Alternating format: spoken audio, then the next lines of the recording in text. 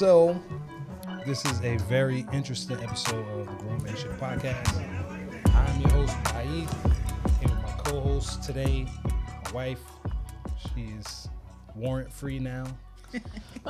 They let you out. They let me out. Back in them streets. Everybody watch We out. outside all summer, cuz. Just for the summer. Just for the summer. And then I go back into hibernation. Damn. Done. Party done. So yeah, welcome to the Grown Man Shift Podcast. I'm your host, Baith. This is something that I've been wanting to do since the beginning of the podcast, which is have a panel of men and women having discussion.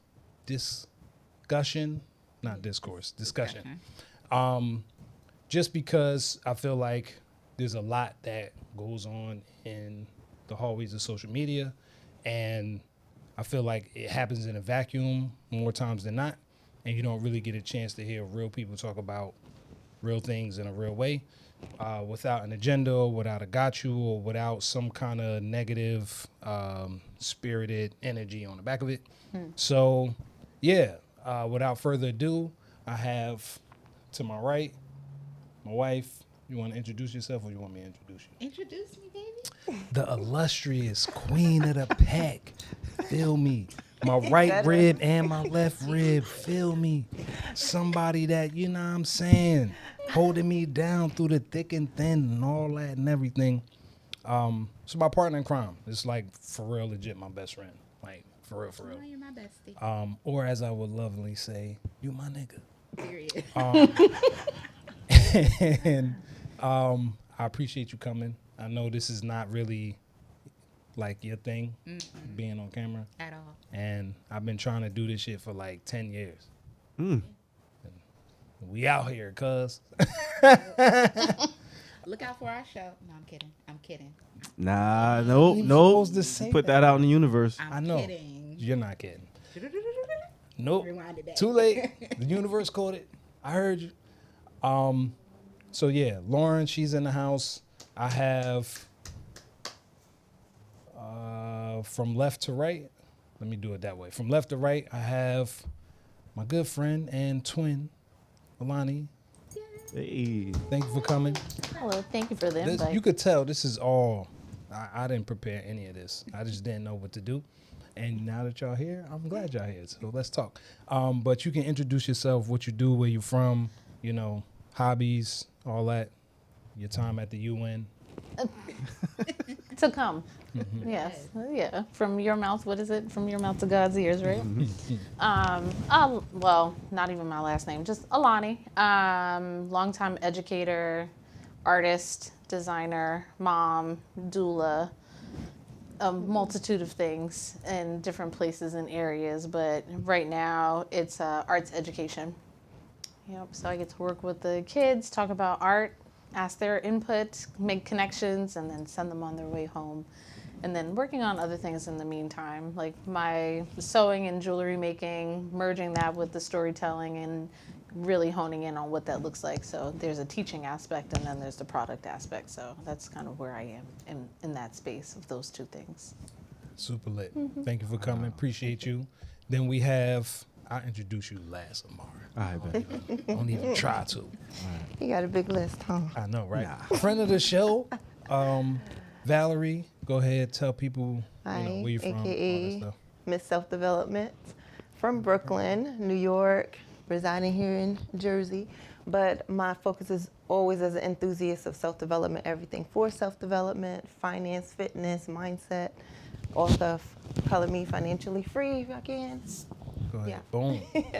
Oh nah, hold it up. Okay. Hold it. Vanna Black. You got it. Yes, financially themed coloring book for adults and teens. And I'm also a life insurance broker, so that's very important. We can't leave that out. See? Keeping you alive, getting that bread. Paperwork to do at the end of this. Word. Right? And last but not least, y'all know who he is. It's my guy, Mr. Amar. What's going on? What's going on? Introduce yourself. Tell people Really? what you He really put on do. his radio voice. Nah, I feel like if you've made it this far, you probably already know who I am. Because Baif and I do a podcast together called What You Thought. But I am photographer, art director, podcaster occasionally, and full-time dad. So that'll sum it up. I mean, I do a few different things, I guess.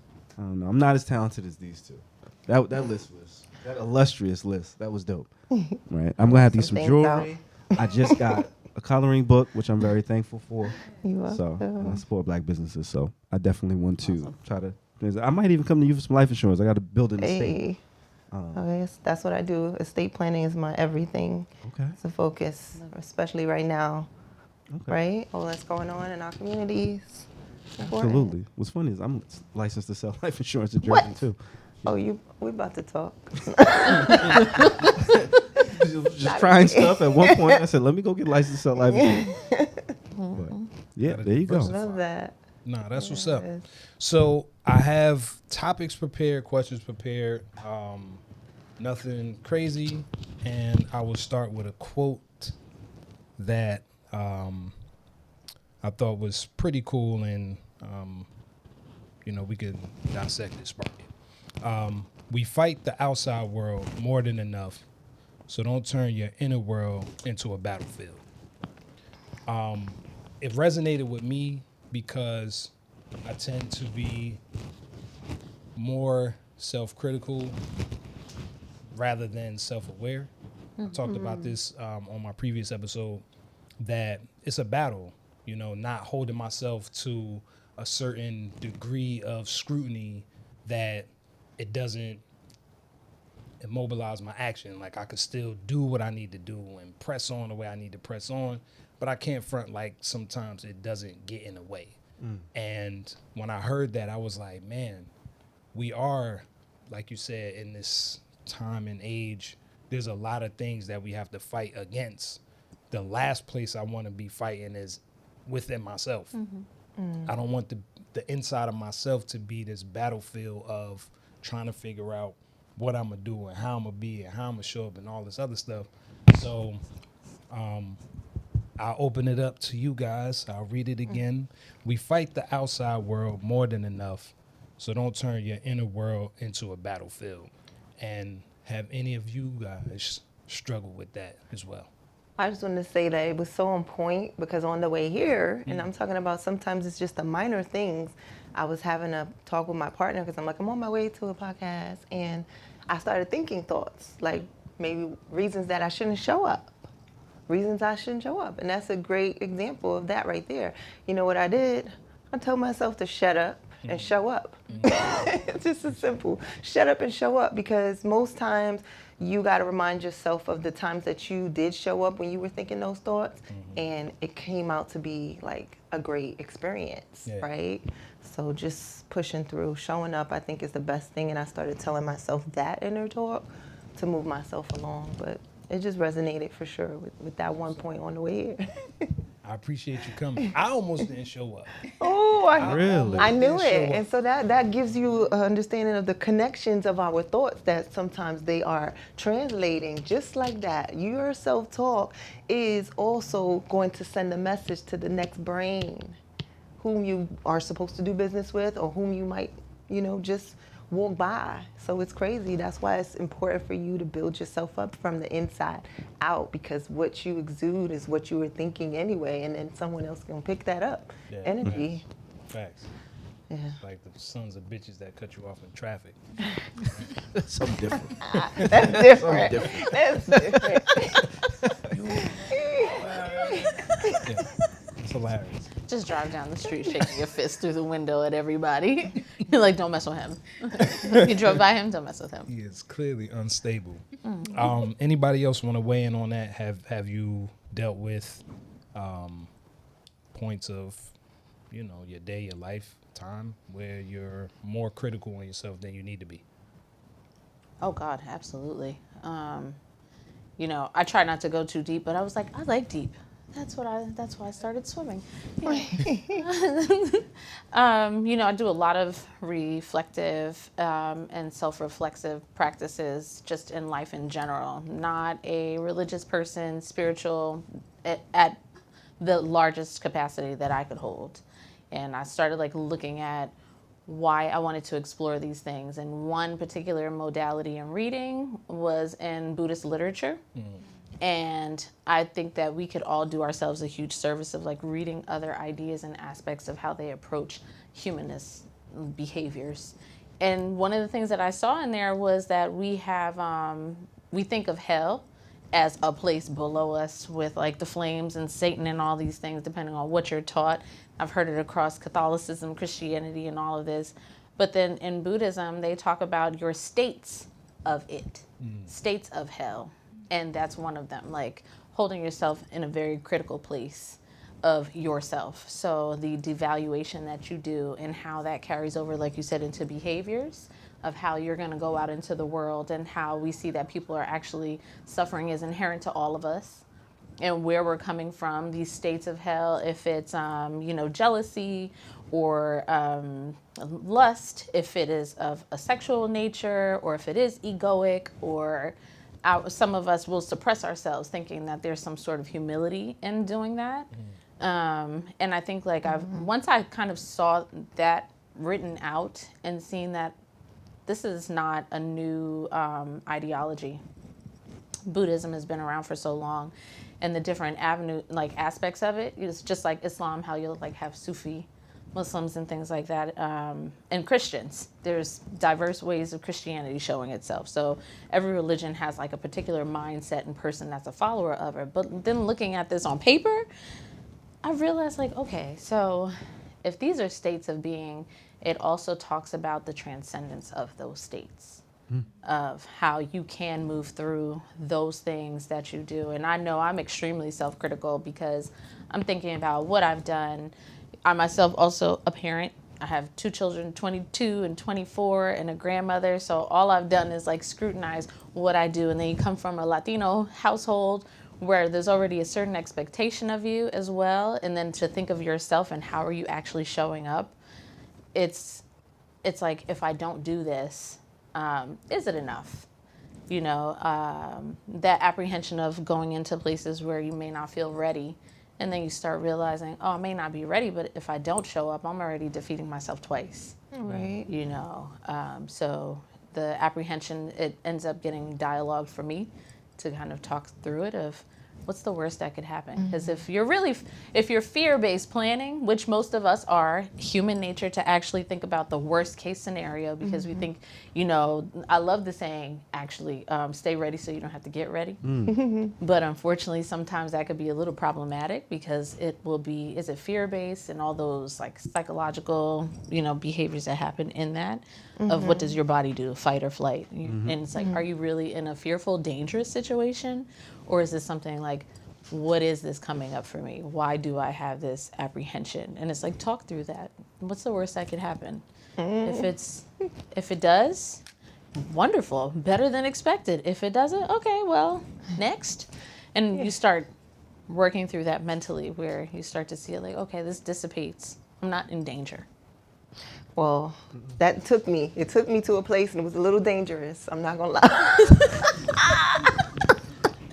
And here's why, because when you said what you said about the fear base and talking yourself through it, I'm yes, because that's what I do, right? And it was a time where, like you said, planning out of fear base, scarcity planning is the worst to make a decision in scarcity. Yeah. So I was renting my car on Turo, and I was getting these, everything was coming in. It was perfect. I had the plan. It was working. So let me get to the point. The point is that at some point I got a request, and guess what happened? I should have pushed away from it because my intuition is always going to supersede the logic. And my intuition told me something about this one to say no. And in my head, then the logic comes, oh, if I decline, then I'll get that check that, against you because you didn't take an order. But then it was like, you know what, where is this coming from? Let's determine. And what I did was I ignored it because I was like, nah, everything is good. Because why? I was in scarcity mode. I thought I needed the money. I thought I needed the money, and so I accepted it. Yeah. That was scarcity. So that's where you kind of can decipher between that intuitive neck and am I making that choice on scarcity? And when I did that, it backfired. Everything rolled out as my intuition was telling me not to take that order. Some people tried to steal my car. They did. I had to steal my car back. They did steal my car. I had to steal my car back. Oh, wow. And I ain't even get into that story because the cops is not for you. I can say this. Absolutely. The cops did nothing. Okay. Yeah, that's a way To different steal story. my car. I do But we wanna going I to end want it to hear there. some more of that. Yeah, and that's another Wow. topic. I'll jump in real quick. And when you first said what you said, the quote by Eve, I went immediately to a spiritual place as well. And the first word that came to mind for me was jihad, because I'm Muslim. I think it's an often misdefined word because people just think war. But it really is, and it does loosely say war, but it's a war within oneself. That is really where your jihad begins. And so when I heard the quote by what I thought was jihad, what I thought was the war within oneself, that constant internal battle, the battle, whether it be on a really larger, on a macro level, good and evil, right? And us going through our days and trying to make the right decision or the wrong decision and where that can lead us, whether it be those levels or stages of hell, Right. Or whether it be what a religious person may literally define as hell or heaven. But on a micro level, I think those inner battles are just with self-doubt, which is what I was kind of hearing from you both, is maybe moments of self-doubt, whether it be you deciding maybe you didn't want to come and I wasn't sure why. And I'd love to know, but whether it be those self-doubt, moments of self-doubt, or whether it be fear-based decision-making, just thinking maybe this won't work out. Yeah. And so when I was listening to you, you said something that I used to have written literally on my laptop on a Post-it note, which was "Stay ready, you don't get ready." I try to keep mantras. One day I got rid of that though, because you're right, that is somewhat fear-based. And what I flipped it to, what is now on my on a Post-it note on the back of my laptop, is prepare for what you pray for. And so as opposed to thinking almost fear-based, stay ready for what may happen, I tried to flip that or re-engineer that to let me start or get prepared for the things that I am putting out in the universe, asking my creator for. Right. And so I try to think now, Baif, prepare for what I pray for. Whatever it is I'm asking for, whatever it is I'm pursuing, let me try to already prepare for it like it's going to happen. So that I'm not always in fear of what may happen, but instead preparing for what I'm trying to cultivate or manifest. Yeah. And so that is how I kind of re-engineered my thinking so as to not be so fear-based in my Right. thinking, or so as to try to contend with self-doubt. Let me just think with the understanding that what I'm trying to put out there, what I'm striving for, is going to happen. Yeah. And when it does, I need to be prepared for it. Right. And so that's how I tried to convince myself. Is that paired with becoming what you're asking for? Yeah, I think it's all part of manifestation. I really think it's Yeah. all just manifestation. Yeah, that's what I learned too. It's funny. The place that I've been in lately is like, if I'm working toward it, then it's not a matter of if, it's just when. Yeah. If I'm doing, and I use this example a lot, but it's like weight loss, because that's like the one thing that I think we all have in common. Whether you do cardio or lifting or calorie deficit or intermittent fasting, whatever it is, if you do it long enough, it all works. It all works. It's just what I noticed is because it's an undefined amount of time, the patience for it to come to fruition is usually where I find myself tripping up. I can't say for anybody else. I feel like I'm not the only person, but I feel like it's only when I'm like impatient with the work that I'm putting in, as opposed to being patient enough to recognize that I'm putting in the work. Yeah. I'm putting in the reps. I'm doing the thing that I need to do at whatever capacity, whether it's high, low, in between something, one step today or 1,000 steps today. I'm putting myself in position to get whatever it is I say I want. So I was saying to Lauren the other day, yesterday, instead of continuously saying I want, it's like, no, I already am doing what it is. I'm just working toward it. So Yeah. I don't want it, I'm working toward it. I'm not Right. trying to, I'm working toward it. I'm not it's not this obscure thing to me anymore because I know for a Right. fact I'm putting my feet like one in front of the other toward it. So it's given me a lot of courage, a lot of staying power to be like, yo, nigga, you putting in the work, bro. Yeah. Like you're putting in the work. So I don't have to be like, if and Right. one day maybe, and I hope that it. Nah, No, dog. I'm getting it. I'm I'm getting getting it. Do It's you coming. agree? You know what? I think it's so natural. That's funny. I think it's so natural for us to focus on how far we have to go as opposed to how far we've come. 100%. Absolutely. And I know I'm extremely guilty of that. I wouldn't call myself a perfectionist, but I am extremely hard on myself. And I think as a creative, that also is rather natural. I know you're also a creative. When you're creating, whether it be jewelry or working on your art, are you extremely critical of what it is that you're doing? Absolutely. Yeah. There's been so many times where I've done something and I'm looking at it because I know for myself, one of the largest endeavors I had taken, aside from sewing for myself, I made prom dresses. A very short period of time because I refused. The level of anxiety that happens when you just want to make sure it's right. It was like, nope, we won't do this again. But they were my babies from school. They said, Miss Wilkinson, will you make my prom dress? And then the bestie said, can you make mine too? I said, okay. I love you. So this is definitely a labor of love. And as I was working through it, but I also had to do a lot of research because it was fabrics I hadn't worked with before. I knew the foundation of how to fundamentally put it together. And then the execution was the other part of it. And then as I'm working through it, I started looking at things oh no, this isn't it. But then it pushed me into a place where I thought I knew enough, but it also highlighted the places where I wanted to improve. So I don't really go about things anymore because I can't, because I'm concerned about how it's going to look. I have to actually tell myself, no, I know this is going to take time. And I didn't think I was impatient. And I have patience in many other places, but for myself, very little. Okay. So when it turns around for like activities of things that I'm doing, I'm like, oh my God, just want to get this over with. And that space in between the start to finish is, I feel like the whole entire world is crumbling. Like, you know what? Who needs a shower right now? I just need to finish this. You know, so there's like the little things that go into my work that I've seen that have made the difference. And, you know, my research of looking at how to stabilize evening gowns, things that I didn't know how to do very well because that was not what I was introduced to. But it is definitely one of those where, do I really want to do this? Because if I do this, I don't want to put this out any sort of way.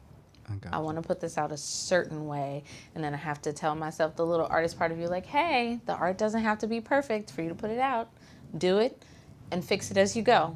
And that's really what started happening. I'm huge reading, writing, and research. And I guess I know I had a friend of mine tell me one time, analysis paralysis.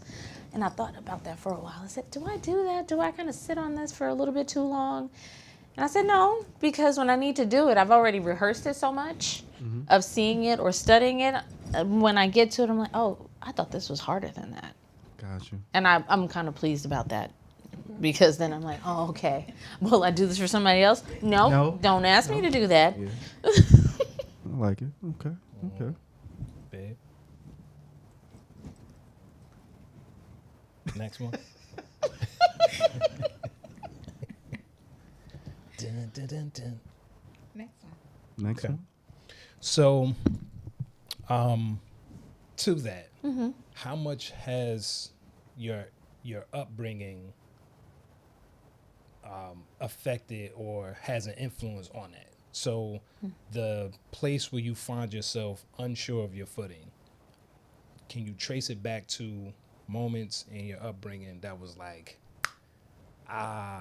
it kind of came from here? Were you always like that? Is it something that you developed over time? Like you said, you're critical on yourself. At times I can be. I can tell you I'm critical on myself because at one point, the fact that I represent my family was paramount. It's like my mother always said, when you go outside, you walk the land, you don't just represent yourself, but you represent your family. And having my family's name on my back, low key, was kind of like, I really can't do nothing crazy. I really can't. But it also infiltrated on how I express myself, because how I express myself is like, well, my family don't do this, so I can't really, you know, everybody plays sports and I want to be a musician. You know what I'm saying? Or something like that. So can any of you say like you've been that way your entire life as long as you remember, or is it something you kind of develop over time? I would say I can't keep going first now. Yes, you can. Just kidding. I would say what resonated with me was more so yes, but I like how your story was connected to something positive with being aligned with your family, and for me it's just the total opposite, like the lack of confidence, because I was always told I couldn't do something good. Yeah, like you can't dance or you can't sing, and I love to dance and I love to sing. So that was a level of having to overcome that self. So when at first I was thinking like, no, because I'm just another self, and that's because I've evolved into a new state of me, another version of me because of self-development. So to bring it back, that's why I'm so passionate about it, because if I wasn't there, I wouldn't even know what confidence was. Because when I thought I was confident, I was not. And then when confidence showed up, I was like, oh wow, this is what confidence is like. Like, I had no idea. Yeah. So you have this facade of a mask, and sometimes you think you're confident until you need to do that thing, and you recognize that you're still obliterating yourself in your head, talking the negative talks and still talking, because your subconscious has the hold 95% of the 5% conscious. So probably still was battling down on the ways. To answer your question from earlier, it was more like, to be transparent, was physical things. Like I told him, I gained weight, like women, you know, do this thing. And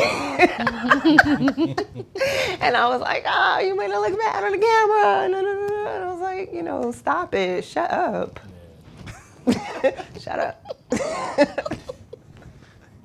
Quick question, what is confidence? I think we all probably can, we know what insecurities are, we know what doubt is.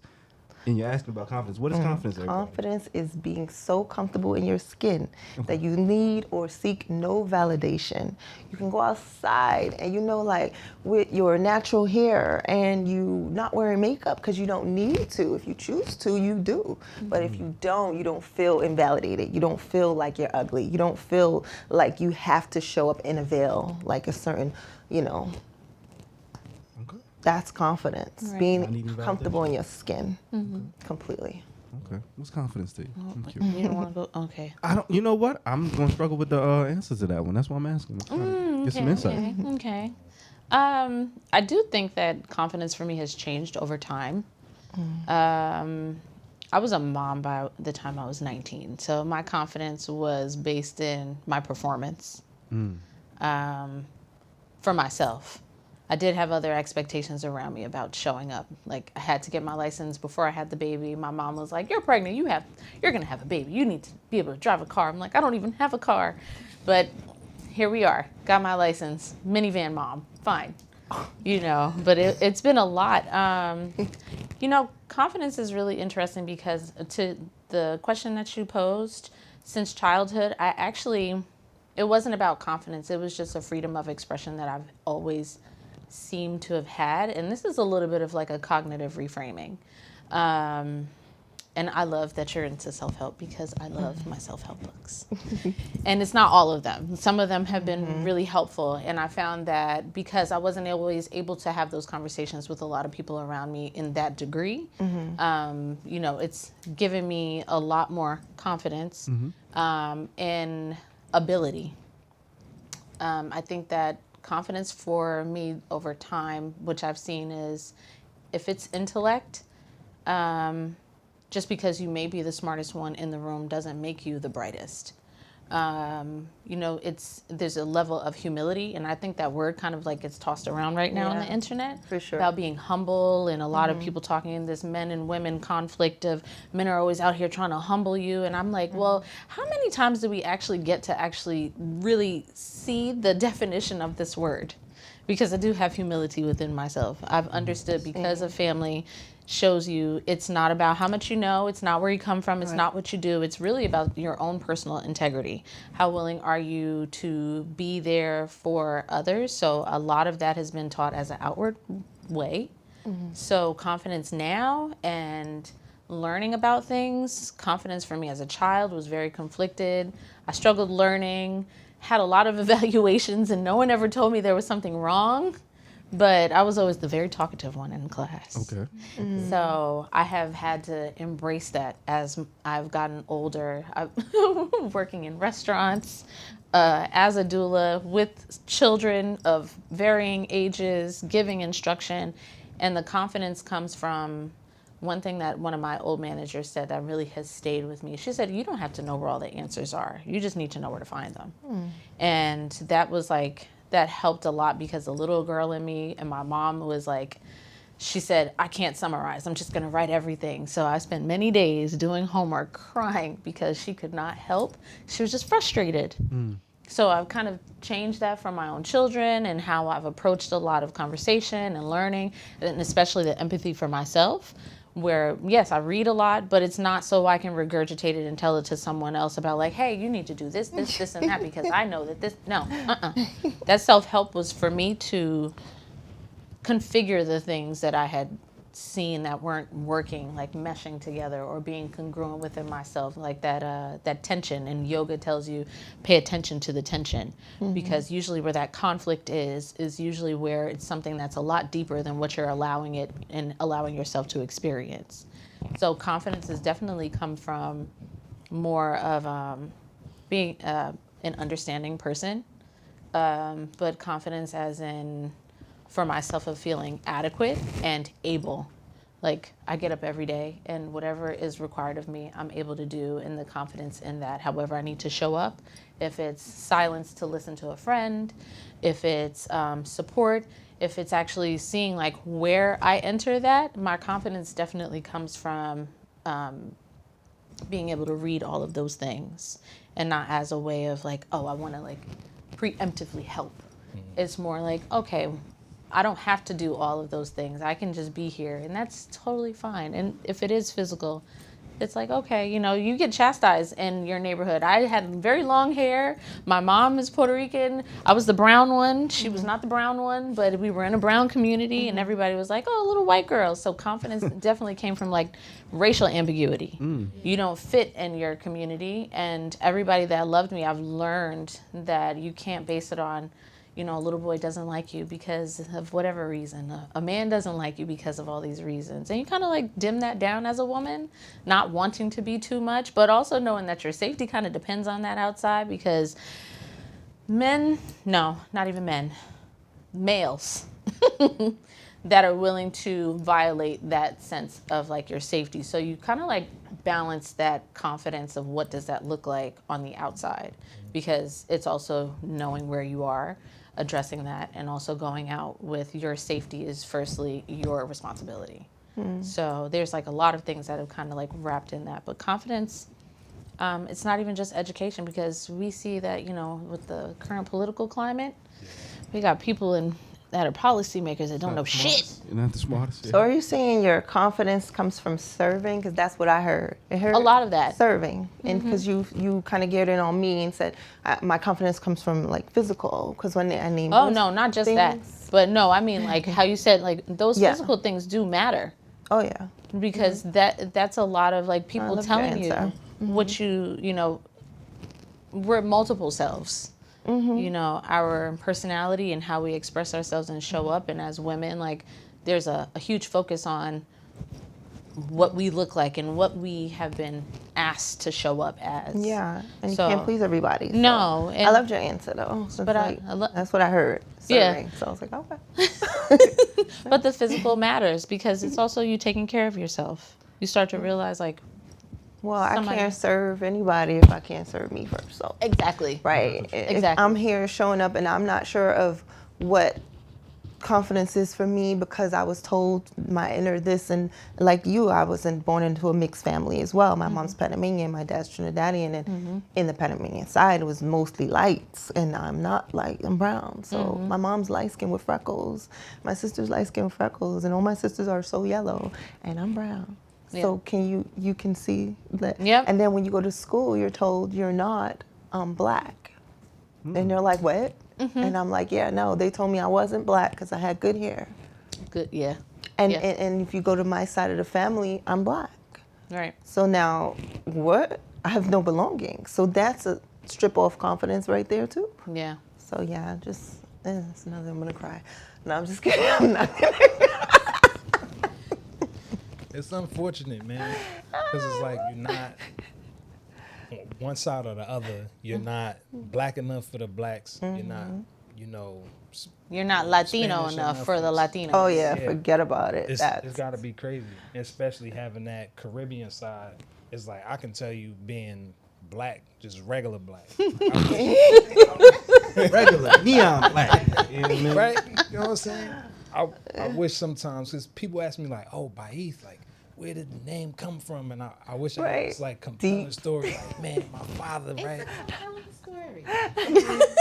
It is. My dad really fell in love with Islam. Oh. He Salute. learned how to read and write Arabic. Nice. He That's awesome. gave me a name that is very, very interesting when it's all said and done. And I'm forever grateful. Like, I feel like my dad was tapping into that thing where, You gotta break it down. what you mean? What your name mean? God, Al-Fatih Nuruddin. What does it mean? What your name mean? Yeah. So, Baith is the raiser of the mentally dead. Murad is the pride of every eye. Al-Fatir is the creator, and Nuruddin is the light of the way or the light of the religion. And altogether, it's actually B-Man, which I still don't know. I'm like, did you do that on purpose? You know, my father's been gone for almost 10 years, or transitioned for 10 years. So I wasn't in the presence of mind to ask him that then. But it's like, he named me what he named me. And my story is like, oh, nah, I grew up, born in North, burnt out a couple houses, grew up in East Orange, regular black. So I can tell you how my friends reacted to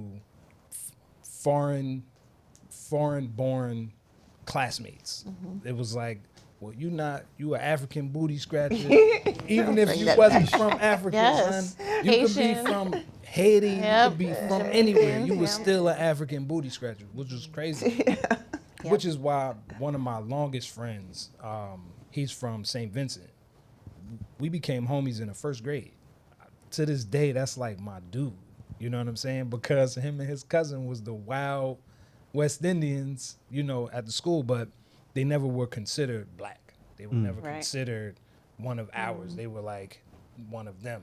So I can't imagine what it's like as women going through that, let alone the dudes that I knew that went through that. So it was like you getting it from one angle as a dude, but then you also getting this other insidious layer as a woman where it's like, yeah, but you don't look like the other ones that's from where you say you're from. You don't act like, you don't talk like, you don't, which is, it's got to be insane. So yeah. Yeah, the I'm unpacking sorry of I that. went through that. Still I was just at a meeting. They said I was from Buffalo, y'all, and I'm from Brooklyn. You're like, excuse me? Since you upstate, She was the chef up north. She was I the was chef like, up why am I from Buffalo? They was like, you a little scary. You act a little timid. there. BK all day. Takes me a while, like, maybe would you to like me break to carry a in, knife? but right. I guess, yeah. Anyway, I'm not even gonna go there. I'm born in the projects, y'all. Like, I'm raised in the projects too. I'm just not, God picked me out and he was like, you're not gonna look like and be like the product of your environment. And thank you, God. That's what's up. Yeah. That's all. I mean, thankfully, none of us are a product of our environment. That's what they told me. mean, That's the I saying. can't really speak for Mar. Depends on what day you catch me. It depends on what day you catch me. I might be a product of my environment. It's just always there. You can always take No, the it's girl never out far. the hood, Yeah, right? it's never but that you far. can't. Yeah, it's just not. Nurture versus nature. Right. I'm just saying. It really So- depends on what day. Survival. All right, of and the confidence fittest. for you? You know what's so interesting? I was listening to both of yours definition of confidence, where it derives from, all the things, and I hear representation in both of your answers. Because for women, it's so different. You guys deal with beauty standards. You deal with colorism in a different way. Where you're from, how you got here. I think for men, and this is a patriarchal society, so I don't. Again, it was very interesting. Confidence for me, I've always swapped that word out with capable, with capability, because I feel like confidence was always related to what you're doing, how well you're doing it. It was maybe it's acumen, maybe it was meritocracy. And so I always think in terms of, and always have, even when I was young, my confidence was literally derived from my performance. If I was an athlete, or when I've been an athlete, was I running faster than everybody else? If I'm beating everyone in a race, well, now I'm confident. See? It I always didn't went want to back cut you performance. off, but Go when you for it. first said it, I was going to say confidence 6 feet. Like, you a man. Word. That is, Throw that in there. And then he said athletes. I was like, equal. You got some equivalence. for men, it is so, sometimes it can be broken down in such simple things. Right? Yeah. I mean, even like you said, maybe my pride, just how we walk into a room, there's maybe a perception. Yeah. And yeah, if you got a certain height, people are going to perceive you a certain way. You might derive confidence from that. And so it has always been part of acumen, capability, at times superficial things. I am 6 feet. So, you know. I didn't know. I just said that.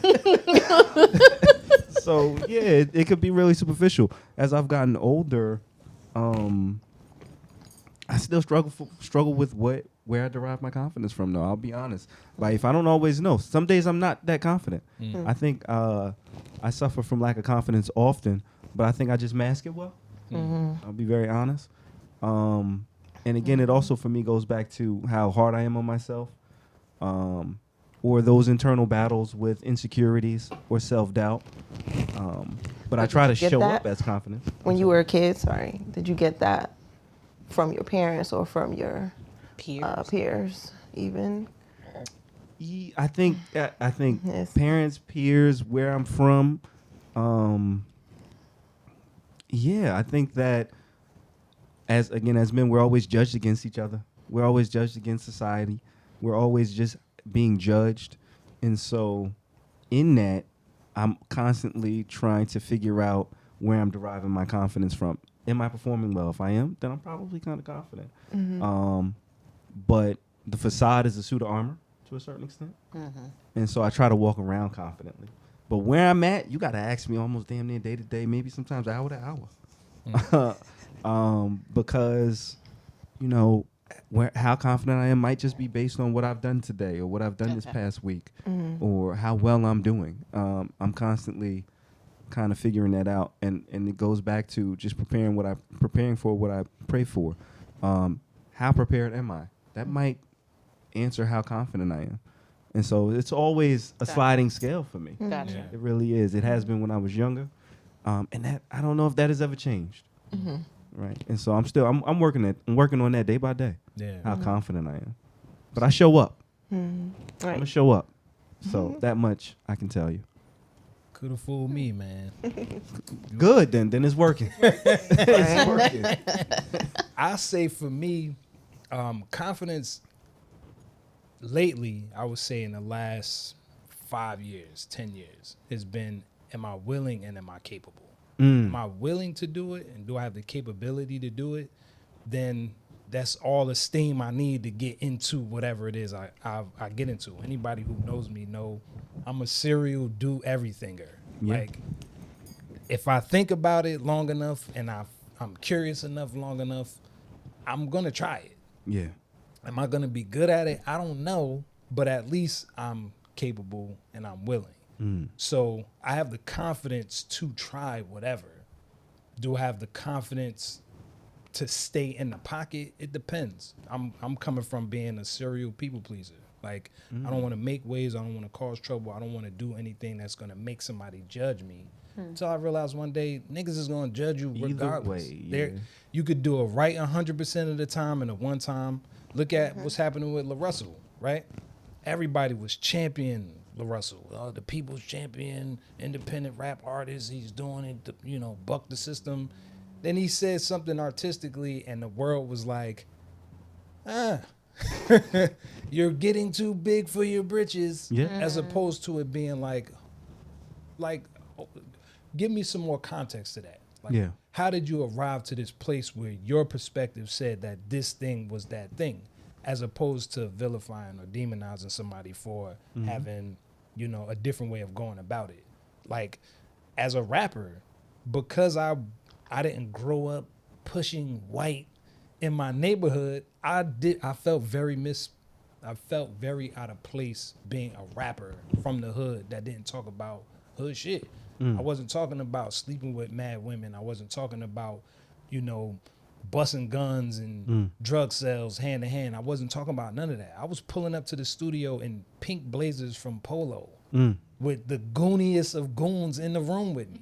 So it was like, it was a certain point where I realized like, it can't be based on the response from this.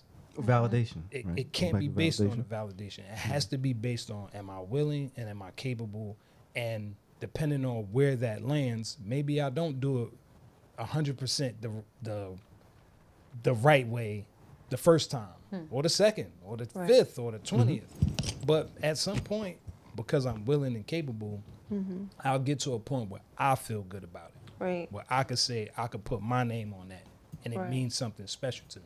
You know what I'm saying? And I love that, but I do want to ask: Do we look for validation? Is there anybody you look for validation from? Then, Anybody? yeah. Do you ever look for validation, or are there certain people's opinion who are maybe a bit more important than others?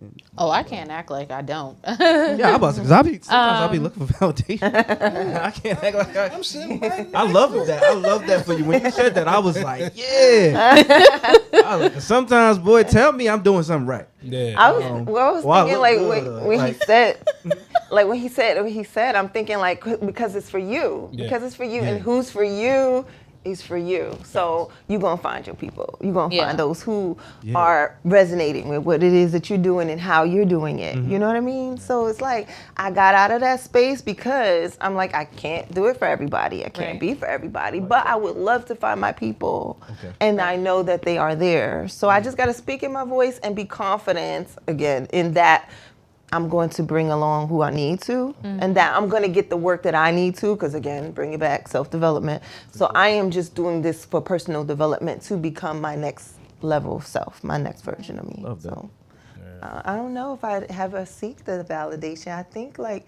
in a relationship, that's the only thing I was thinking. Okay. So I was like, well, like you wanna get there. You want them to praise you that you did something right. You know, Add a girl. What add a boy? you know your man, like, like you did something right. Like when you cook for him, like you like it, babe, and he's Okay. like, there yeah, we I like go. it, right? So that's some kind of validation. I'm like, I want to know because I also have to cook to your liking. Like, do you don't like it spicy? Because I love it spicy. Like you sweating over there. You Yeah, alright? so now I gotta dim down my spicy Like damn Okay. it. for him, Okay. his liking, and I need him to tell me that he likes it, that I did it good. Okay, so in relationship, that is definitely a space or a place I where you think don't mind so. some or might Yeah. look for some validation. Yeah, because and then I was thinking kids, but then I'm like, forget them. They just gotta understand that you're doing FTK. it how you doing it. Not I'm FTK. kidding, I'm kidding. FTK. Right, I'm telling you, that's what I was thinking. I thought I just didn't want to say it. everybody's always thinking it. Yeah, no, FTK. No, I know, and you know what? That's kind of where mine has come from. The validation was like with my kids, but it wasn't. I knew I couldn't take credit for how well they were doing necessarily because all I could think of because I had to realize like at a very early time that my children do not belong to me. Right. So what is my real job in their life? So it's not like, oh, you did that because I. Right. She was getting validation from their doings at it first. Was like me that seeing made her them feel good. healthy, being like good at what they do. Personality wise, I was very fortunate to have 2 Sagittarius children. Hey, I So love that our for you. conflict was not like it didn't feel like it was personality. It was they had innate abilities. And when I would see them do that, then the thing that ended up coming back for me is how my mother probably could have seen me of doing something. Like, why don't you just go ahead and do that? Like, I don't think Mom I'm was good a at that. Sag? No, mom is a Pisces. Okay. So all the emo, and I'm okay with that now. I'm like, all right, I see what's going on here. There's a nice little fundamental and like back burner situation going on. My mom is one of those ladies, like she probably didn't think much about it, but I'm like, you're a radio man in the Navy. You told me you're up on those antennas that were on top of those ships. So like validation, you know, I've seen my mother become awarded with certain medals and accolades where she works now, being in that. But validation personally and like how I see it going with everyone else, like I always want to be somebody's cheerleader because I'm like, I love love. So that's huge. Yeah. You know, if I don't get it back and then I've been able to sit with myself and quiet enough now where I'm evaluating like where do I derive my energy from? Usually we love because we're able to give it and want to give it. Yeah. But realizing that the absence of someone else doesn't mean there's less of it.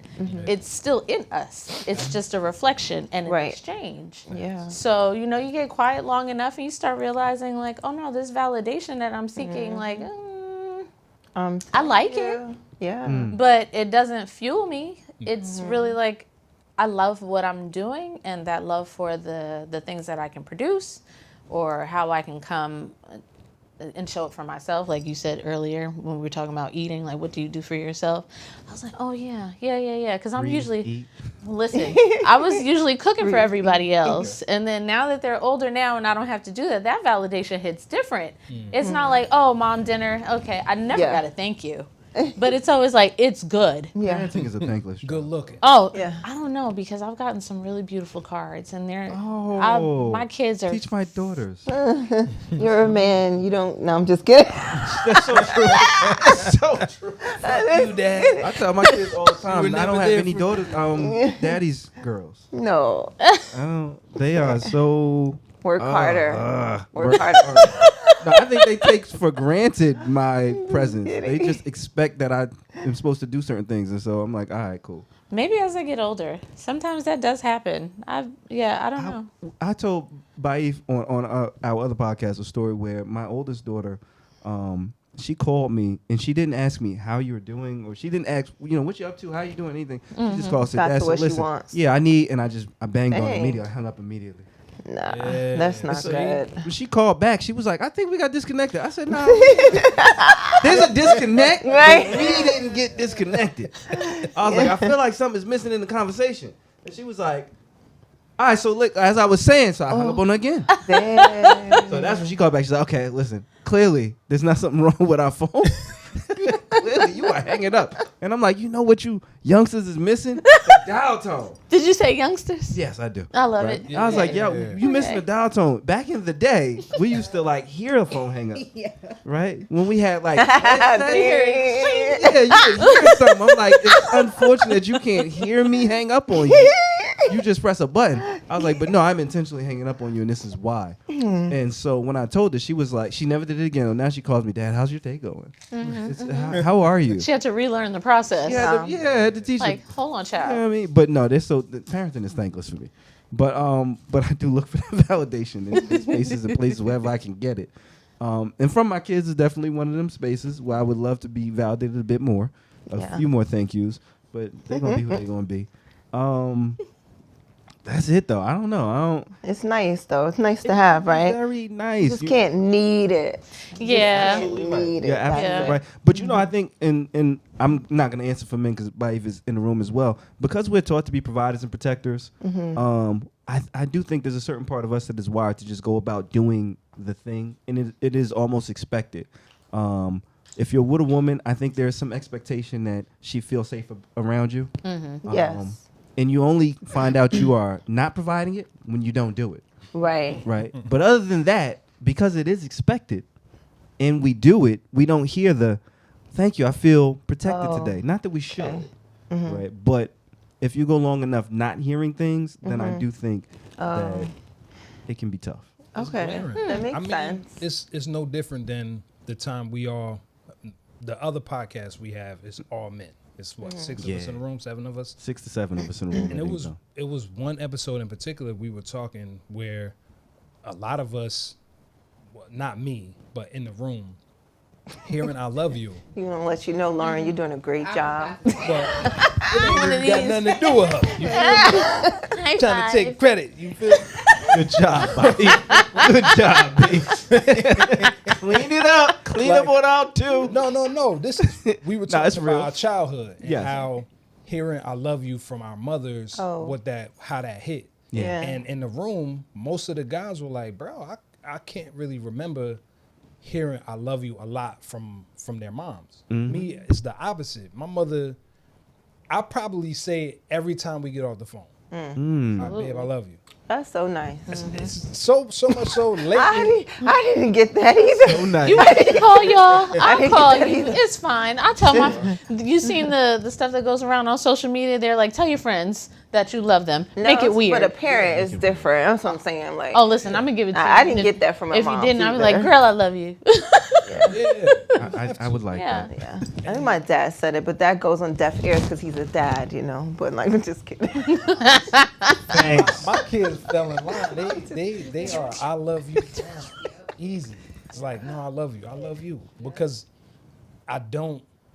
My oldest son doesn't live with me. My oldest son lives with his mom, and he told me last year that he can't remember the last time his mother told him Dang. she loved him. Which is weird. We in the car and he's like, the only person I really get that energy from is you. That's dope. So as a man that grew up in an era where masculinity, you don't tell nobody "Bati man, fire for that." If you saying, you know what I'm saying? Yeah. If you Bati say boy. "I love you," like, You're like, cut which it is out. weird to me because the effort and energy that we put in as men to be providers, to provide some level of protection, it comes from a place of love. Requires love. I'm showing you I love you on a daily basis because I'll die about all of y'all. Regardless of, we could have argued that morning, somebody got static, it's up. I don't care. Take me. You know what I'm saying? Like, it is what it is. So the absence of it is glaring. The absence of any of that is glaring. For me, do I need it? No. Do I appreciate it? Absolutely. She'll say thank you for shit. Sometimes I'll be like, What? why? She's Yeah. like, babe, thank you for dinner. She's like, thank you. I'm like, for what? Love that. She's like, cause dinner was so good or whatever, right? Keep doing that, Chef in the Lauren. crib. Cut the please. carrots just the right size. They were bite sized. It was perfect. You know my teeth small. Babe, I got your carrots exactly 1 centimeter diameter. It's so nice that you remembered. I'm telling Don't you. Julianne them. So this just for me Blanched. just connects, to be honest. Like what you said just connects. So without the love, do you think that this is what popped in my brain? Like, do you think that that is the reason where men gets the way they move with women as transactional? You know what I'm saying? Yeah. Because now you omit the love, and then that's why we have a lack there, a dissonance, because now it becomes transactional. This is what hit me when you said what you said, and then it just brought me to something with my person that when it's gonna end. No, I'm just kidding.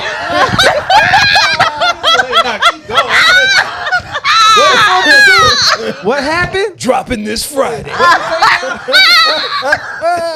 Out on all platforms. Yo, No, but Patreon where we discover we really. Like the lack of like what I love how she does when she tells you something in the most minute thing to you, but it means so big when you hear it because you don't understand the process that goes into this work. Like I just cut up all these veggies and everything that it took the time, and I had you in mind, and this was created with love. Like if you don't stop and respect this energy, Shout to the collard green salad. thank you. Sorry. Yeah, and I want a recipe because I just came across, so I'm super interested. I will send. That sounds sassy, but No, I'll take the no, recipe too. no. It's right. Like no. But With the black eyed peas, I got Yes, I smell a love in the air, right. you. But too go much, ahead. too much love. The transactional part, though, just So that's what it's came to funny me. you said that because that was actually one of the things that I had on my list to speak about, especially in this era. We've been married for it'll be 14 years this year, 17 years together, and right, Awesome. right. And what I've noticed is the dating has become transactional on both sides of the aisle. For men, it's what do you want so I can get what I want. And for women, it's what are you going to give me so I can give you what you want, as opposed to it being this mutual exchange of I'm getting to know you, you getting to know me because we want to build versus we want to fuck. That's just Yeah, men. The transaction for men is Physical? physical. Yeah. The transaction for women is financial. But it seems like, well, no, that's supposed to be provision, this, that, and the third, so forth and so on. And it was this one particular clip that I saw from tonight's conversation, and a woman was saying, well, my fiance never he was getting his oil. She needed her oil change. It cost $150. He sent her $100, and she was like, but at what point do I consider that like him not fully making the gesture a full gesture when you didn't even ask? She was like, and I didn't even ask, but he sent me the $100, and it just made me feel some type of way. Like, so this man who you didn't ask him, he just decided to give you 75% of what you needed for your financial obligation, and you were still questioning his intentions or questioning his motives or questioning if it was worth building when you got a lot of broke dudes who won't even I do love that. him. You know what I'm saying? They won't Freddie. even do that. So I was just like, dog, it just made me think like all of this shit feels so transactional when it comes to men and women. I think about us. We dated 8 months before we even got it in. Just because she had a kid, I had a kid, and on my end, I wanted to be sure. She thought I was a bitch ass nigga. But, I'm sorry. I don't know nobody else. That makes me tickled. You hear? it's like, hold on, nigga, do you like me? Because it's not regular. happening? This is not regular. What is happening? And just because I know the implications of being physical with somebody when the feelings don't match. People be like, oh, well, you can have friends with benefits. You can until somebody feel like their benefit isn't getting benefited. You know what I'm Right. saying? It's like, well, I'm doing this for you, but you're not doing this for me. But when did we even have the conversation? What are you really expecting me to do with my energy, my essence when it comes to you? So Right. it's funny you say like transactional because I feel like a lot of this shit is transactional. Even being friends is transactional. Like, all right, well, yeah, you know, you mad cool, but can I get some free shit? You know what I'm saying? So Yeah. what do y'all feel about that? Do y'all feel, do it resonate with y'all the same way? I Man know you first. Going first. Yeah, I'm done. Dive in. Yeah, I saw you look. I look to you. I mean, I'm going to start with answering the question with a question. What relationships aren't transactional? When in history have relationships between men and women not been transactional? It used to be a daughter was handed off to a man with a dowry. Right. That's a We transaction. need to bring that Shout back. to Bridget. I mean, I'm going way. Shout to Bridgerton. You know what I mean? When have relations between men and women not been transactional? I think obviously and I'm going to bring it way forward now, not to dowry handing off and like the goat and your daughter, but today the transaction or the terms are just very different. We are not coming together with a chaperone or your family presenting to your family. There's whatever tradition was, we are establishing a new tradition. And so with that, we are establishing new terms to what those transactions are. Women are wanting something different. Women are coming to the table independent, financially, in many other ways. And now maybe what they want is something different. Maybe they need a man to upgrade their lifestyle. Maybe they don't. Men are needing something different. I think a lot of men aren't asking for you to be barefoot and pregnant. They're not asking for a woman who can cook even. I know a lot of women who can't cook, right? But they're maintaining relationships. But there's always been a transactional nature of relationships. And I think that will always be, and I think it should be, because why else are we coming together? Now, again, we could discuss what those terms are, but to just, I guess, blanket answer, yes, there's a transactional nature to relationships. And again, I think there should be. But we just need to figure out what that is. I like that Homeboy offered the 75%. Because he knows his role. So when you said what you said was that there was always a transactional relationship, yes, but it wasn't on the table in your face like spit, like you're a tool. Like, no, you know the transaction, yourself as the protector, provider, and that person as the nurturer, knowing what they're going to bring as a woman in that energetic fields to bring to your space to make you better and whole. It's okay if she can't cook as long as you can. See, transaction. Transaction. We're coming together. It's a partnership. There's a transaction and partnership. Exactly. And so I don't have a problem with the transactional nature. I do have a problem with, I guess, in this day and age, people not understanding that there's more than just chemistry or just that transaction. Yeah. I think the problem for me is what builds a successful relationship or what a healthy relationship looks like. I don't think a lot of people know. I also think that they are not as knowledgeable about who they are. So they don't even know, number one, what they bring to the table, and number two, what they need. Yeah. What they need from a partner, what that transaction looks like to create healthy relationships. How to understand chemistry too. Yeah. Like Right. chemistry just be physical. No.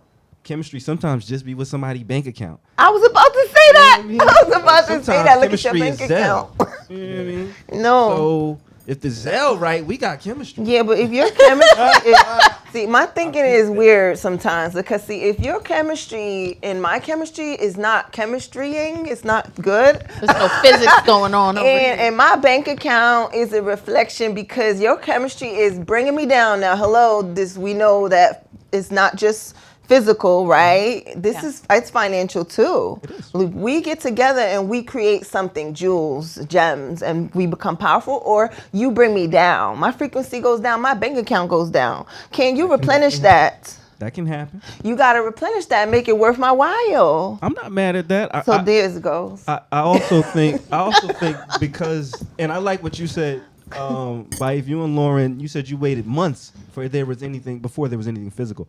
I also think because we're engaging much more quickly with the physical side, it really crosses a lot of. Yeah. Sometimes we fall into a situationship or a relationship just because it was really good physically, right? And we don't even look beyond that. Right. We haven't even got to know the person, Right. and so. And like you said, the person don't know the person. And they don't know themselves. And so it just be feeling good. That transaction sometimes is just dopamine. It be Yeah. too seasoned, man. It be Yeah. it'd be too powerful. You know what I mean? That woman Right. show up and you be like, damn. And then you get her and you didn't even think you was gonna get her, and it's like, damn, and now you here. Yeah. So but it's all transactional to me. I don't think Yeah. we gonna ever change that, take that out of relationship. So, no, you go first. I was going to ask a question. Go ahead. I definitely wanna hear the question because Yeah. You first. I mean, No, the question, it's kind of jumping. 'Cause I'm like, all right, so what do you think is the healer of that? Because I heard so much and it was all valid, you know. And when I say things, it might come off like really rough because I say my bank accounts is going down because the frequency and the chemistry, then can you replenish that? It's like, I might not want to take that, you know what I'm saying? That hit. that comes with something. Right, so like you got to replenish me. Can you? The transaction. or we need to What are the terms separate. of the So transaction? Goes So back I to was the just term. thinking that people just don't understand even. How can I talk to someone Mm-hmm. who doesn't understand that if I understand that? You understand conscious Mm-hmm. yoking, right? Because now I can't explain that to you. You're going to look at me, you're going to say I'm a gold digger. You don't understand that. Like, so we're not dating at our pace. We're not dating our matches. We're not like equally yoked, as they say, right? And that's a problem right there. So that'll answer what's the question? The question is, how do we fix that? How do we? I definitely don't have a cure all, but Thank you. what I'll say is, for starters, and I can't tell women what to do, but for starters, we all need to be better about being a bit more self-aware. Absolutely. And so if you find yourself dating a man who is not self-aware, then you're going to run into issues. You're gonna run into a lot of issues if you find yourself dating a man who's extremely emotionally immature. They think Gonna they run are it. though. They think They think they're are. mature? Yes. Yes. And I think we got to figure out think ways they how to are. kind of judge and determine some of these things. So These yes. people- So now you're back into Your space. space? No, not even the deep space. Just Yes. where. Well, my mind. It definitely is. But talking about transactional, right? I feel that there's a lot of context that is lacking when we talk about transactional relationships. Our sole existence is on the perpetuation of life. So this meaning that, I kind of struggle with the fluffiness of what do you bring to the table means now, when the reality is, from where my heart is and what my understanding is about providing, I know what I can create from my hands, but can you build a house? I don't give a shit about the table. Did you build the table? Right. Did you finish the table? Did you sand it? Did you shellac it? What did you do? You didn't even build the table, and you're coming over here telling me I can sew, I can cook, I've built things of my own. I've bore children from my own body, and I've helped other women through that. There's a certain sufficiency that comes with that. So when I talk about transactional, and when we get to that, the terms of that transaction, we're talking about a woman. That there's so many things that come with you being a woman and your own physicality. This is more than sex. If it is about children, I run a risk. I read too many stats to see women negotiating on anything about themselves and their pure existence, to say, it's not a big deal. We just need to give them a chance. It is a big deal. The amount of women that are incarcerated because of domestic violence and retaliation from domestic violence, very harsh sentencing from it, the long-term effects of that. We're talking about marginalized community on marginalized community. White women, black women, Latina, those numbers start to look very crazy when we get to the granular level of transaction. If we come from certain means and existence, then it's not marry up. It's you're already doing for yourself. So if I do meet a man, I can't meet a man and he is not willing to put in the same amount of work to really build something. Not on a fluffy level let's build. No. Build as in what? I know what my strengths are. And this is not I'm pretty or I'm smart, because I am. I'm both. But I have a lot of other dynamics, and I know that these things fade, and what's going to be the long term. So transactional, I think that people like to say it for the clickbait of it. But like you said, knowing yourself, it's a very big part of it. The self-development is necessary because you're going to start to run into people that you can hear where they are just by how they talk about people, things, places, the way they have interactions with others. These are things that are not, I'm a really selfish person. You're not going to see that until it's demonstrated. He can say that. And I don't know, I kind of gritted my teeth when you said that the man sent her $100, and I was like, maybe I need to hear more, because I said, if she said that it was $150, so I still got, she didn't ask, okay, I'm gonna be quiet, because it also means other people have different terms for their relationship and what they need, what your transaction requires. That's why when we see people talking about prenups, even if you don't have anything, I'm like, I'm all for it. because it matters, and again, I'm girl forward first, because I know what statistics look like. We're doing a very big gambling game, but then to even dial it back a little bit further, if we're talking about people of the diaspora, what we're talking about transaction wise is not the same same thing that everybody else is talking about transaction wise. The things that we're gambling with and playing with and that are involved in it is much more in depth and much more severe than other people that are trying to tell us how we need to be going into relationships. Oh, he needs to provide for you. But we come from people that have been working together. So how are you telling me that this man, but he's thinking that he's taking on the ideals of someone else who has told him who he is. Right. And women who have been told who they're supposed to be versus what we're supposed to be together. And it's like, well, if you don't see value in me as a human or as a woman, then I can't even fuck with you. Yeah. Right. Because what are we doing? Yeah. Like you thinking about me and what I'm bringing to the table, and I'm like, well, nigga, I don't see no tool belt around your waist. What you got? So what I'm hearing from you is more so generation building Yeah, and it's And really legacy in community and community building, right? because I've had to look at all the aspects how we engage with each other. The opposite sex most of the time is romantically, and that's the only way we experience love when there's so Right. many other places. Yeah. You can have people that are older than you, they're like they love you, and it's a certain amount of respect and support they've shown you. Strangers you don't know that still show love. I've had little kids tell me I love you, and I was like, oh my God. I was like, I love you too. And I mean it. And my students, I used to tell them, I was like, I love you.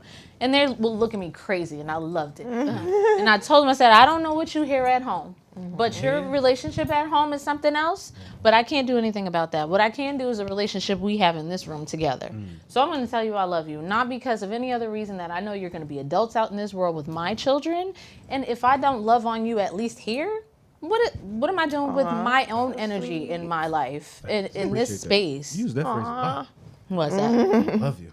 Oh, please. what I'm My mom, it was always, I love you too, baby. My I was going kids. to ask you that. Like, Oh. what was that? Because when you mentioned love, and I love too, Yeah. but like, what was that in your family dynamic? I was just wondering that Oh, because gosh. most of us have a lot of sibling rivalry. I was the you only know? child for a really long time. My brother didn't come along until I was about 15, and he's on the Okay, but spectrum for even autism. in your family, aunts, uncles, was that like translated with your mom, your parents? They must have, because I'm hearing a lot of love here. Single parent household. Okay.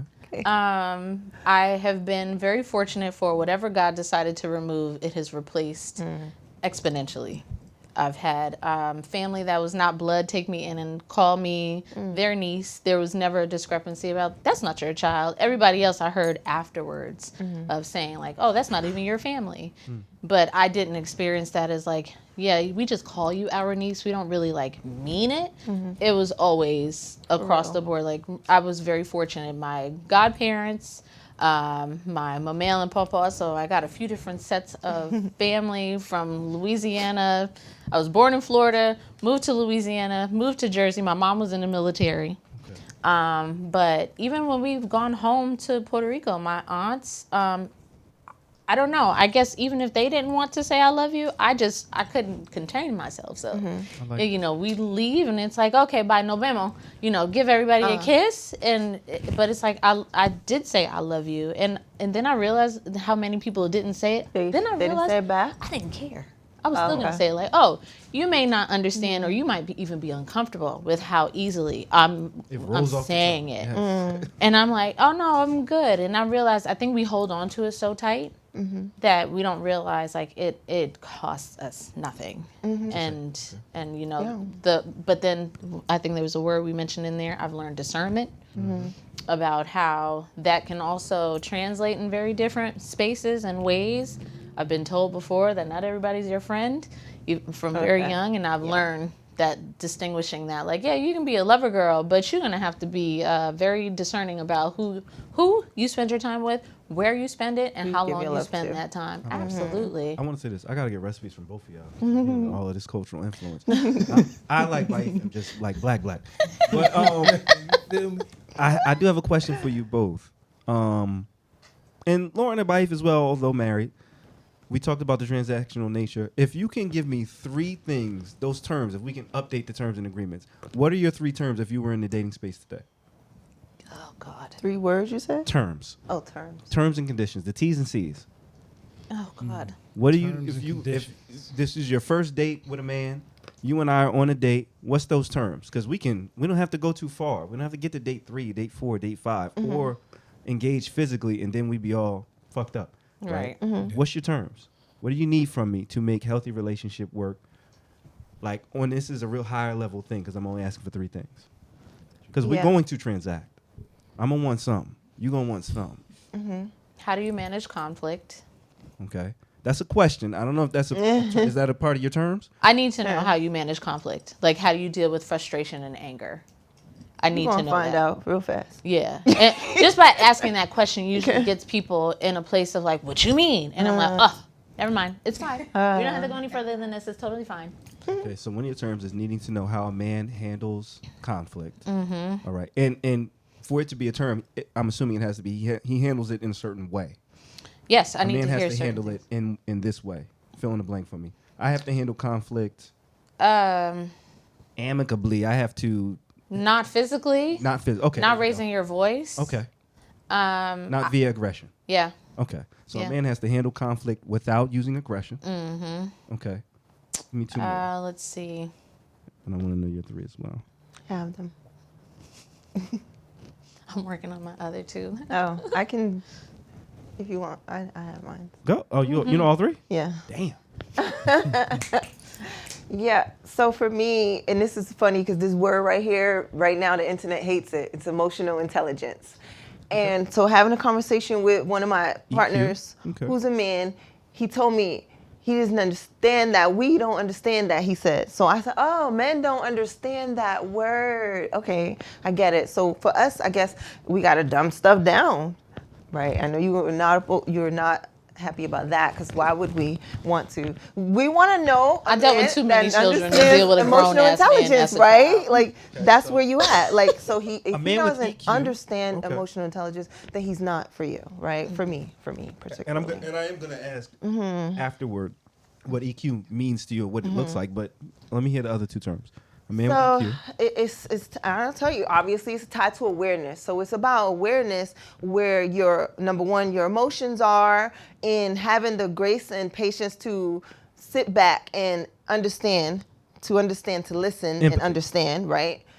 It's empathy, but it's also having to be able to put yourself in my shoes, so to speak, That's right? That's empathy. Well, yeah, it is. That's basic. That's not what I And meant then. I meant something else. And the reason why I'm being specific Just is kidding, I'm because kidding, I'm you are projecting Yeah. 2 men, and I know you guys may have this Yeah, okay. issue where We don't maybe there's a speak as disconnect. clearly because men are from, I men don't are wanna say from, that. Mars, and we would are be- from. Right, that. And so I want to make it in a way. I want to put it in a package where men can easily understand that. And so you need a man with emotional Yes. intelligence, EQ, and So- that means empathy. Go. Yes, so that part, but also emotional intelligence has to do with other dynamics in relationships. Understood. So you got to be able to make sense that, you know, even if it's like me and you, and then you and a friend, don't be dumb. Now, don't don't think that. Because I was going to ask y'all that too. Like, how does married couples understand? That's another. We gonna get to the No, we with yeah, yes. female relationships, like being friends with a female, right? If you know I'm your woman and that's your friend who's a female, and even if I'm not saying I have a problem with that, you gotta make moves whereby you put yourself in my shoes, Okay, and you make sure you're know, comfortable. Make sure you're considerate. right, that I cannot. If you do certain things, then I'm going to feel as though you just put somebody else in front of me, Mm-hmm. and who matters? Are you sleeping next to her? Or you? Or Okay. me. So yeah. Gotcha. It's gonna be tough. The whole resolving. No, that arguments was it. without the. No. I don't know if she's gonna make the first term. What? It sounds like No, she no, no. about to- I know how to resolve Hot-blooded. conflict. I do because I'm an Aries, but I know how to sit back because I'm the most okay. grounded of the fire signs. So I was okay. Fire. Yes, fire. She ain't gonna meet Is the you for the element. No, I am. No, I am. Go ahead, let's get to so number then, 2 then. so yeah. Number 1. So EQ, growth. I need somebody who's growth oriented. I need to know that you're not just comfortable and you are where you are and I am who I am. That kind of mentality is poor. Okay. So that means you have no room to grow. You've already assumed the position where you are in life. And that means that I need to also be comfortable there because if I'm not going to grow, then we got to stay together because you might not understand when I need to leave. Gotcha. So I need to leave now Okay. because You can leave now. we're not going too far. That's the given. And number 2, you need to be 6 feet. I'm just kidding. That's what I'm talking about. 5'11" and down, short kings disqualified. I had to throw that joke. I'm just picking at you, brothers, because on every pop the balloon. But anyway. No, but I do like 6 feet. No, no, seriously. No short But kings. the third one would be, so I said EQ, I said You said growth. growth. Growth was That's second. big. And then, damn, got You number said 3. you had your I 3. shoulda had Said the you 3 on had my your damn- 3. Let me jump back over. Conflict resolution, specifically nonviolent conflict resolution. I like creative thinking, like approaching problem solving. Like I don't want you to Out-of-the-box just thinkers, lateral thinkers. because we can have a problem, but can we figure out a solution together? And it doesn't have to be just a one way. And I think the ability or the lack of being able to see ways in which to work through things, to make things happen, to create, to grow. You know, you have to be a creative spirit, even if you're an accountant. I mean, I need to see something because I am a creative person. And if you don't see that, or also understanding that there is duality in that, there has to be some sort of structure. There has to be a method. There has to be a practice. And that's fine. But I think like being able to be creative in the approach, because it also allows you a certain amount of error that you're okay with. May not work out exactly the way I want to, but I'm going to give it a try. And it may not look exactly the way I thought it was going to look, but it's working, you know. So I think that's the second one. And I actually can't deal with somebody who cannot cook. Oh, I like that. So they need to be able to do a little something in the kitchen. Yeah, you don't need to be Michelin star. I know that's a very high dynamic, but it aggressed my soul to come across men that were like, I don't cook. I was like, how the fuck do you eat? I don't get it. DoorDash. Right. Word. No, this was before that. Eats. Yeah. I was like, So you cook, yeah, but you still want him to cook. Okay. yeah. And, you know, and it's I guess like if I've you never want a read break. anything about love language. I've never read anything about Really? it. I've heard about it, you know, acts of service and all of that and Yeah. whatnot. But my first experience with love was like family cooking. Now, I already knew your love language was acts of service when you were talking. I was gonna say she's acts of service. I mean, it's person. because we have so much we can do, and still like very community. finite amount of energy and attention we have during the day. Totally get it, but there's still things we can do because I feel like it starts to usurp our thinking of our capacity. Yeah. Oh, you know, we can only do but so much. When really we can do a lot more, but we're telling ourselves, I can't do that much. Yeah. Or you're doing too much. But yeah, food, You got, no. you got your third? Yes. Me, your third. Accountability, because that's a big one, and I hear a lot of men throwing around the internet about women not having accountability. It's a two-way thing, and it's been a lot of men that don't have accountability. And I also discovered that there was a very thin line between responsibility and accountability. So that's where there was getting misconstrued. Yeah, I've heard people say like, I'm babysitting my kids. You're babysitting your Yeah. kids? You don't babysit your kid? I'm messing with you. Totally. So yes, See. responsibility versus account. You're like, wait, I'm sorry, what? Yeah, they are two different things. So everything takes awareness. And so with lack of awareness, you won't be able to see accountability from responsibility, emotional intelligence, from you just being immature emotionally, and growth. You won't see that you're not a growth mindset person because you have no awareness. Absolutely.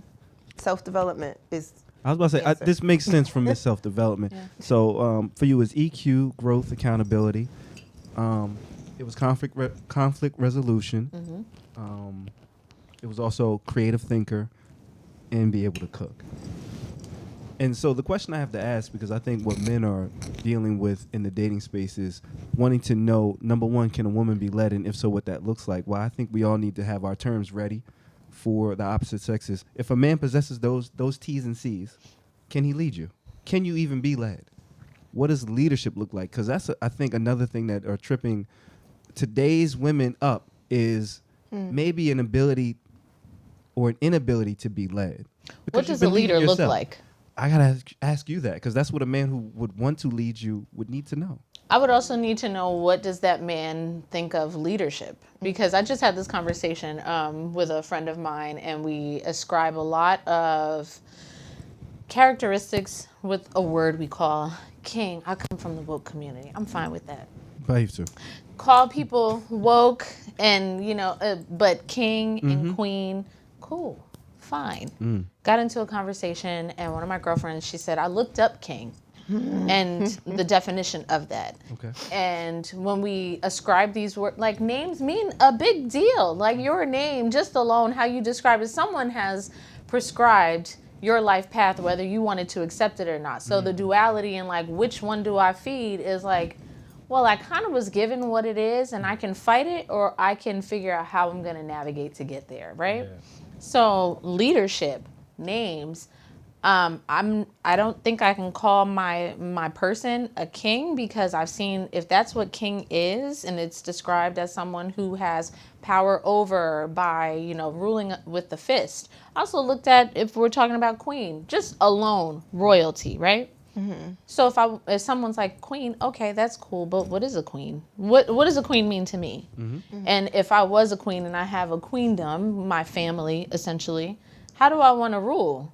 So I start to look at less of what they're doing and more of what that means for me and my own personal ideals. If I think about someone that's a queen and it's a person that's of leadership, then that also means there's some sort of justice and justness and fairness and care, but equality that I'm going to come to conflicts with. I'm not going to look at something of like, it's not plainly his or his or her fault. It's about, okay, there's a deeper something that's here, and I want the ability to have that foresight to see that. And I'm going to come to that with knowing that I'm working on that for myself, to be able to see this from afar, to understand this is more than what everyone else says, nope, off with their head or off with their head. Nope, it's more than this. Like, so I know there's something deeper. So I'm not going to do an atypical approach of, oh, she's a queen, it's just whatever goes. No, I want to be a just queen. So if it's a matter of like a leader, what do you think leadership means? And it's not for me to describe, because I'm not the one that's saying I want to lead. And if you can't lead me, it's also, maybe there's some things that need to be worked on. It's not a matter of, I have a very, very, very big indifference with women being called strong. I fucking hate it. Oh. Because I know some women are fine with it. You know what? I love it for you. But strength is commonly overlooked and just looked at as like, oh yeah, strong woman because she's able to endure. But what is she enduring? Oh, you looking at it as like your plight? Pain. It's because I'm thinking about, if it's a matter of strength, responsibility, was it my responsibility to show up being that way, or I was being held accountable to be strong? Resilience, there's attributes that go with that. So it's not just, oh, strong because you had to take it. Well, I didn't have another option. So, and then we talk about leadership. So I need to know the broader idea of what you believe leadership is, because coming to that is like, what do you mean? Then let me see if I can ask it a slightly different way. Sure. What could a man bring to the table that will bring out your feminine energy?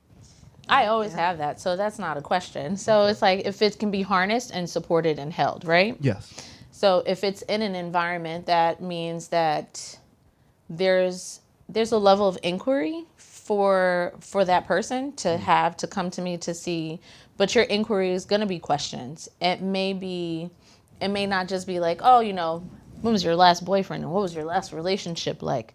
Because some people are just asking these things just to see how they can manipulate you. So unfortunately, I have been on the receiving end of a lot of these questions. So if any of my answers ever seem one-sided, I can only speak from the pain that I've been taught from. So, but also the broadness of that. People will ask you very in-depth questions to seem like they're very interested, but you also have to understand how much are you willing to divulge. So I need to see that demonstration of how are you going to handle the environment, daily environment. Because if you come with me and it's like, we watch all those videos of like, get ready with me. RWM. Yeah, and people do these things, and if someone had to come with me through my life I'm going to have to pay attention to what you do, like how you're going to show up. Are you going to pay attention to like subtle cues? Because I know a lot about soft skills and hard skills. And some soft skills can only be taught by experience.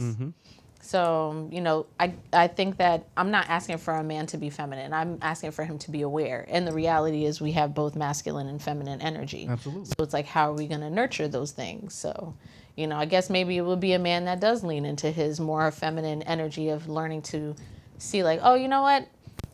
She's a little, like, not, are you on your period? It's, are you hungry? Because sometimes women, we get hangry and we're not eating. We're like, okay, I know coffee's not lunch, but would you like a sandwich with your coffee? An observant man. Yeah. Considerate man. Yeah, and so there's like things that are within that. So it's just, you know, that observation. If I know that I've been building and being that person, I would like a me for me, but not one that just keeps me at my level. Somebody that helps me push, because I'm a cheerleader too. So it's like, oh, you want to build a bridge? What we got to do? Build it together. Like you need some research done? I got you. We're gonna figure out some resources. All right. I like that. I like What's that. an example of a soft skill that you mentioned? That you Listening more than talking, okay. because I can talk. That's a mine. good one. Yes. Yeah. Great. That's a good one. Yeah. Yeah. Leadership. Is leadership a thing? What does leadership look like? Can you be led first off? Yes. Okay. Yes. For me, Strong to answer your personality, question I with have to ask. my femininity, I think it would definitely have to tie back to the comfort of feeding my emotion, my love language, which is affirmations and acts of service. Acts of service being first. So for a man that's able to show up for me in presenting those acts of service, like one of my exes, he would do the sweetest thing when I would be at work. Because he had a business in the same building, he would take my car in the morning and take it to go get washed. And when I came out of work, my car would be there washed or in the parking lot that he already paid for. That's a big act of service. Like, I don't want to have to change a tire or wash my car. And that's just me. So to speak to that word, when you were saying about being strong, it's like independent was the other word that I had retired because I don't want to be independent. And so people would see me as that, strong and independent. And I was like, no, I actually am not. Let's just drop that. 'Cause Soft life? I left it. Yeah, I left that. I left that because that, like you said, was just being a product of your environment. You had no other option. You knew no better. And when you did know better and you knew how to just lie in your femininity, you can release some of that on you, off of you, those pressures, and let it go. And so with me letting that go, I could exude that femininity and also draw more of what it is that I want to me. Right. And not having the, you know, just to focus on what was, like what I was accustomed to. Because what is what I want it to be, you know? What I can get that. Like, I'm getting it. You agree? All right, bring it back. Like this is, so yeah, so that part, the acts of service, when he opening the doors, yeah, take Chivalry. it back. Like a chivalrous man. Okay. Yes, that and Gentleman. yeah, and it's nice when he said the example about the person that sent over the money without me having to ask. I really appreciate stuff like that. So it's the little things that I'm not treated like a tool. Mm-hmm. I'm not looked at like a tool, and you are, you know, mindful, intentional, and a better word that I love. It's started with a C. Help me out here. Yeah. Considerate? Nope, it's another one. It's so much like closer to like softness. It's the most compassion. There we go. Oh, compassion. Just some Okay. compassion, some grace. Some compassion, some grace. Don't flip my words. Don't take me and run down. Like, be with me and be present and be compassionate and graceful with me. And the reason why I switched it from leadership to masculine and feminine, because what I'm hearing from you guys both, and you both said eliminate the word strong and independent. To me, when a woman is being overly strong or independent, you're drawing on your masculine energy. That's what I hear. Yeah. Right? Whether that's right or Yeah. wrong. I just think that is more so drawing on masculine energy. So when a man arrives, you shouldn't feel the need to constantly be strong, right? You shouldn't feel the need to constantly be independent.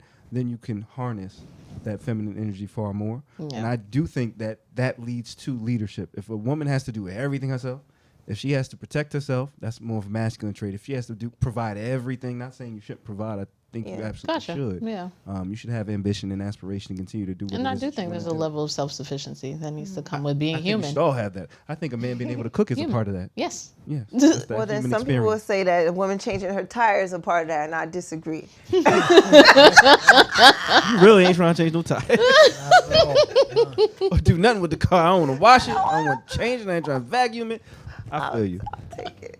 All right. I think those are some good T's and C's. Again, it does still lead to there is some transactional nature to relationships. Absolutely, but That like won't ever be removed. no, but we've been talking about that, the level of awareness Yeah. that goes with that. Yeah. So, if there's a lack of awareness on the multitude of ways that we are human and our behaviors, then it's a no. I'm okay with Good. my community because my community shows up when it needs to. And y'all say I love you a lot. Yes. That's what's up. Yes. That's Before we leave. Love you. Yep. That's what's up. But if this studio hasn't heard that word this many times, and it never will telling again. you. The love word has not been thrown around here that many times. So this is about good. Telling We you. I raising the didn't energy and the forget that the only vibrations in time here. Frequency up. To light a candle, we gotta like sage. I almost told you did. to kumbaya. Start Almost saging did, this son. I promise you, I Great thing to almost had a practice. candle, but I couldn't get to it quick enough. It's actually a great thing to practice, right? Y'all teach I me, mean, like, but I I don't know didn't nothing know it about either. My mom told me she loved me when she was drunk, and that's when I heard it. Okay. I'm drunk. So you might associate then that with not the best of experiences then. Why I told me and my daughter tell each other we love each other all the time, like every day, like when we talk on the phone. It just has to be. Yep. Yeah. I like that a lot. I gotta be. We hold hands, we kiss, we hug, we all the stuff that I didn't get, we get that. And you know what was the craziest day? One time we were in the mall, my mom was there too, and with my daughter, and me and my daughter's holding hands walking through the mall, and my mom saw it and she said, "I want to hold hands." Crying Did moment. you cry? I was about to say. Get The bottom lip. inside, like look, The bottom lip trembling. like look what we just did. I'm like, oh. That is the translation of energy. Yeah. Transference. Yeah. Transference, right? You see something you did, you acknowledged it. That awareness brought something to her that and I she want wanted to be a part of. of it. Yes. That's dope. Like, yeah. Yeah. That joint when he was like, and I still love you. Like, son, I think it's important though. We all want that. We all want to know that we're cared for. We all want to know that somebody besides ourselves are looking out for us. Yeah. Like, I don't know about anybody in the world. As a big bad man, I'm 6 feet, the whole thing, right? I still want to know that I don't have to be the strongest person in the room. I don't. Right. I heard something Kier Gaines said that like it resonated so much. He was saying, although he's married and has kids, he misses the days where he didn't have to be responsible for people. Said I miss the days where I didn't have to be responsible for anybody. And he was like, I know it sounds crazy as a parent, but yeah. And he's like, people say to me that, yeah, well, you got to cherish the moment with your kids because you look up one day and they grown and gone. And he was like, that's cool. I cherish it now, but I'm looking forward to getting some semblance of not having these responsibilities back.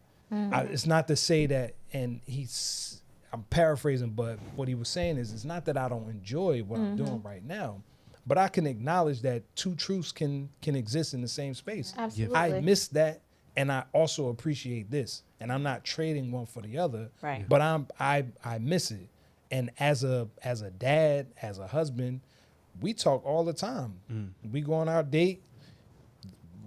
Last year sometime, we both sitting there across from the table with each other like, marriage was, I didn't think about getting married. At all.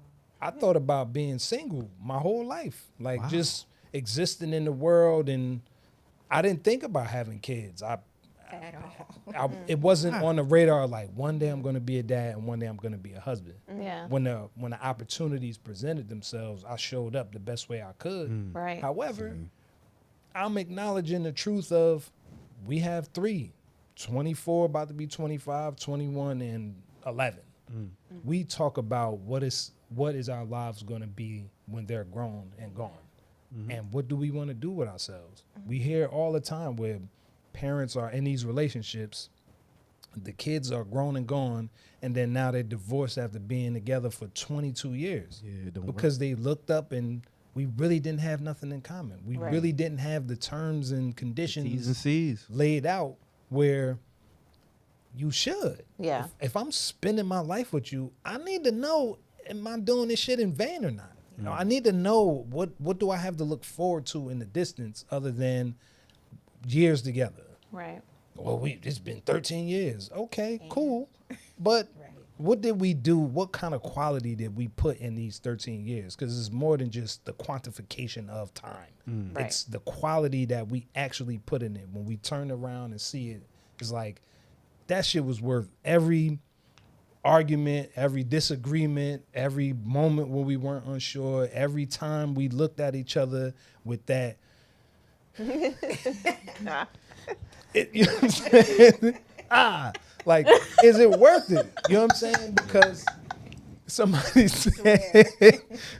said it's more than just somebody you can be happy with, but who is worth suffering with?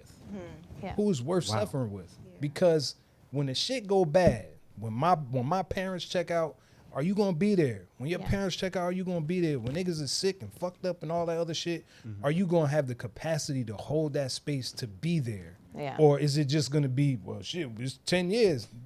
7 of them shit sucked ass. You know what I'm saying? 7 of them suck. So you can't just blanket statement the whole time we spent with each other. Right. I want to know what kind of quality did we get out of it. You know what I'm saying? So I'm with the transactional shit. I don't think people are trading it's not a fair trade. It's not a I even give you exchange. money and you give me your body. That's not a fair trade. Yeah, like we got You people give that me work in money. those industries that do that if that's what you're looking for. So. You feel what I'm saying? Yeah. I don't think that's real. Can I laugh with you? Mm-hmm. Do I actually like Do I like you? Do I like you? But do I like you is a very big deal. For Do sure. I like you? Because if I don't like you, then the days when it's really hard and this is not about love, can I look at you and I know that I respect the shit out of you?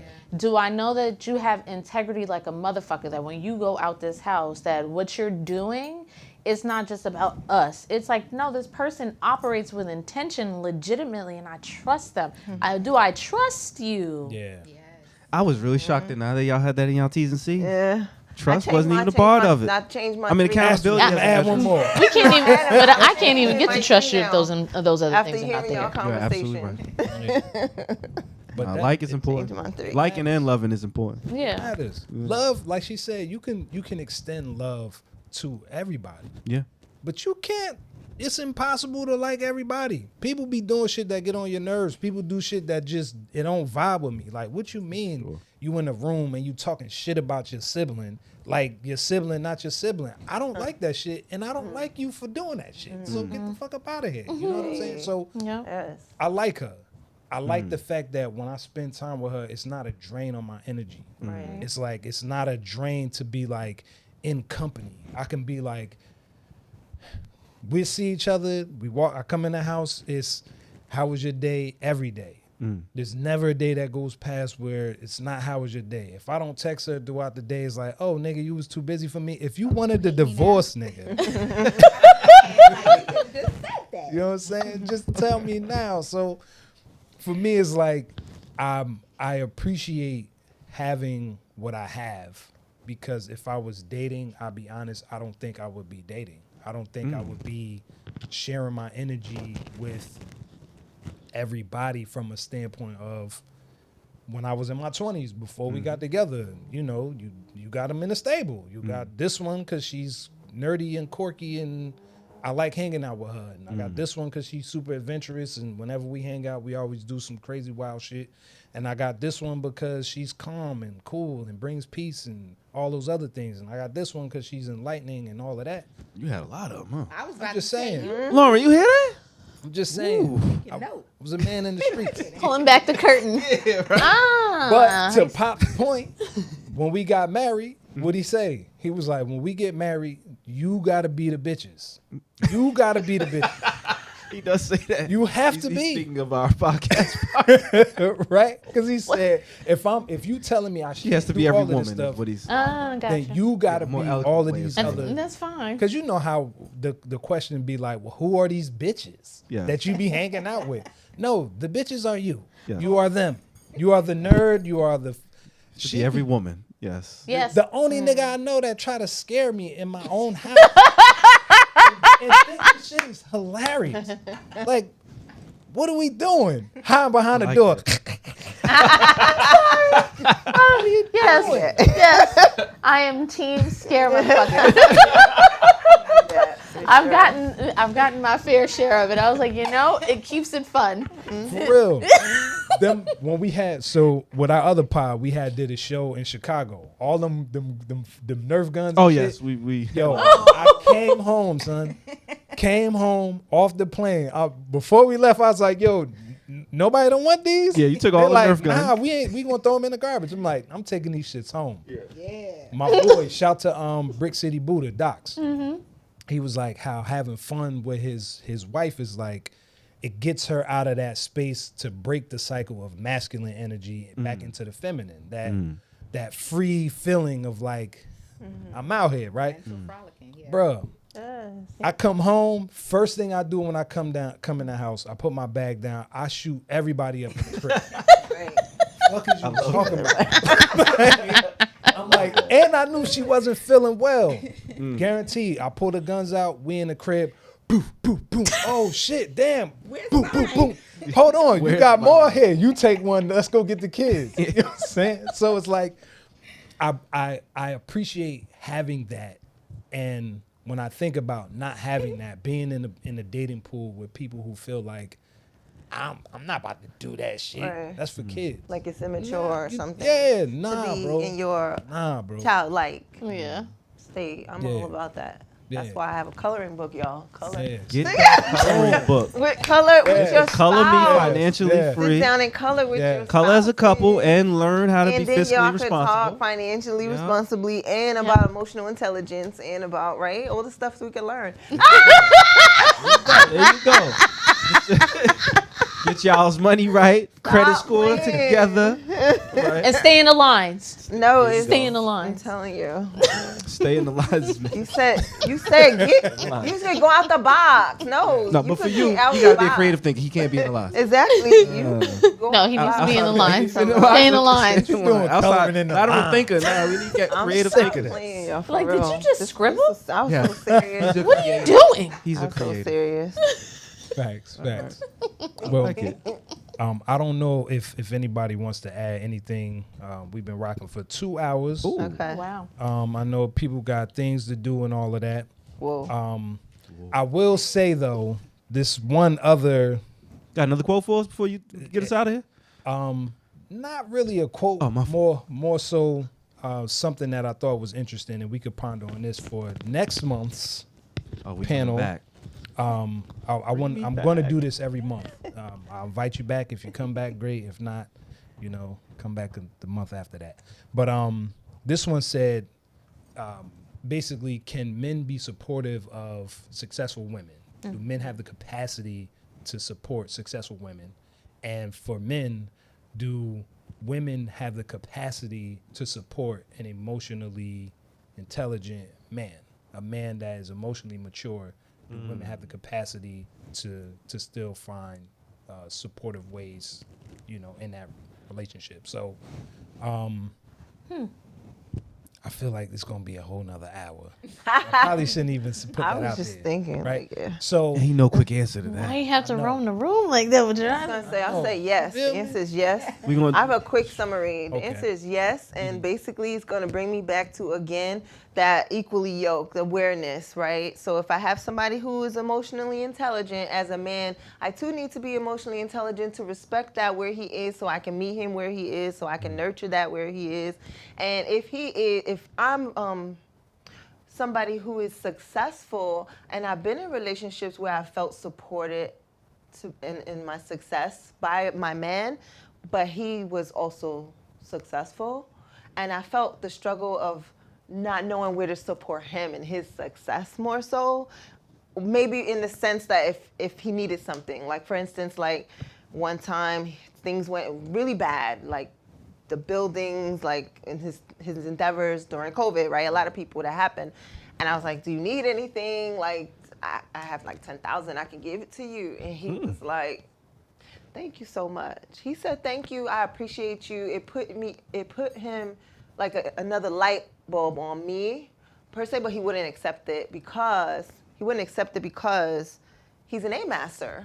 As an A-master, you have to provide. You want to provide for your woman financially, and you can't accept from a woman. So it's like you got to know who you're dealing with in that note.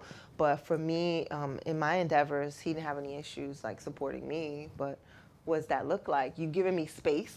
You giving me space to do what I need to do, and you giving me the finances if I need that too. That rhymed. Yeah. That's what that. Bars. Next book. Beat 'em. Next Fucking book. beat 'em. Yeah, and then just like the talks, because sometimes we have dialect and like, oh, this is what happened today, you know what I'm saying? And I might need some of your advice and take on that note, because I was a commercial broker in that field. As a female in a commercial broker space, there was nothing but men. And I definitely experienced not just only the colorism, but also I'm a woman, they're men, and then I'm working amongst these as Jews, well. these white males. And sorry, did I say that politically correct? You good. Yeah. And that part was like funny because I had to experience a lot there, whereby you're looking at me, you know why would you bring me, only black woman, into this room with these males, white Jews? You smart. I feel like, right? Because most times you see it's just them with the curly temple curls. Curly temple curls. Right? That's it, right? Curly temple. You know what I'm talking I about. forgot what they're called, but yeah, Hasidics. I've definitely. Hasidics. So it's like you're all there, and it's just them, that energy. So when you bring a female in there, you know there's some hidden love for us. And so, yeah, so definitely you were smart in that note. But can you support me? They were not supporting me in my level of, how I say, like, in what I was manifesting, in my belief in me. Like, you just want to keep me where you want to keep me. You just want to see me be the worker, because you thinking me as the slave, but I'm not your slave. So there was some dialect there. So now that's where my man would come in and just kind of like, we can have those conversations. Yeah. And help me out there, besides me, because I'm always doing self-talk and helping myself too. Miss self-development. Right? That's it. Because you can't bring me down, because I'm like, I'm going to work and I'm like, yes, I'm going to do this. I'm doing this. I'm getting it. You agree? Right. Let me stop doing it. Why you ask that as the last question is crazy. Yeah. Wanted to go out on a high note. For real. Yeah. You want me to jump in or you got it? Well, to the question, performance for a high-performing man and vice versa, when I come across it, I will get back to you and let you know, because I have not had the experience with either. So Step y'all shit up, man. no, it's And know how cool. to cook. Just show me what you do, and that's fine. Because I don't have to get that deep. Oh, okay, I'm watching. Take the mental note. No problem. Okay. And I do need to add that I need strength in his walk. It's important. And walk. I need your walk to say I'm that. I'm that dude. And I'm her nigga. Like, I'm that nigga. I'm her nigga. Like, Strength in your walk. I need strength in Man's your walk. The je ne sais quoi. There you go. Because I've been in situations where it's And know how both to where change the I'm tire. grabbing his hand and dragging him, and that's fine too. Could be. No, it is. It's fine too. Yeah. Hey, you just got to know, like I said, who you're dealing with. And Absolutely. then I've been in situations where he's leading, because you asked earlier, can I be led? And I'm like, I love being led. I want to grab your hand, and now I'm feeling I'm your security guard, because I'm ready to fight anybody for you, but I don't want to. So that was another side of me. But now when I experience the other side, I'm like, oh, I just sit back here pretty and cute. Okay. And he gonna lead the way. I'm feeling so good. I that. feel very much Cared protected, for. protected and cared for. I love What I've that. learned today is if you would like to date her, steal her car and bring it back with the tires armor all. Steal her card. And find out what your favorite meal is and make sure it is prepared by his hand. Yeah.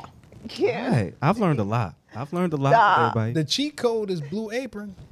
Hey, That's Blue the cheat Apron. code. I You go the mean- box with everything already in it, but it got to be prepared Still before gotta she make it, arrives, though. She but can't you know that. still Yeah, gotta like make I it. know I've watched Mrs. Doubtfire. Hey, Like he got rid of all them bags. Yes. Get all of this out of the way. Don't know. you No know where your one's gonna keys are. As know. long as I know where your keys are, we're gonna be good.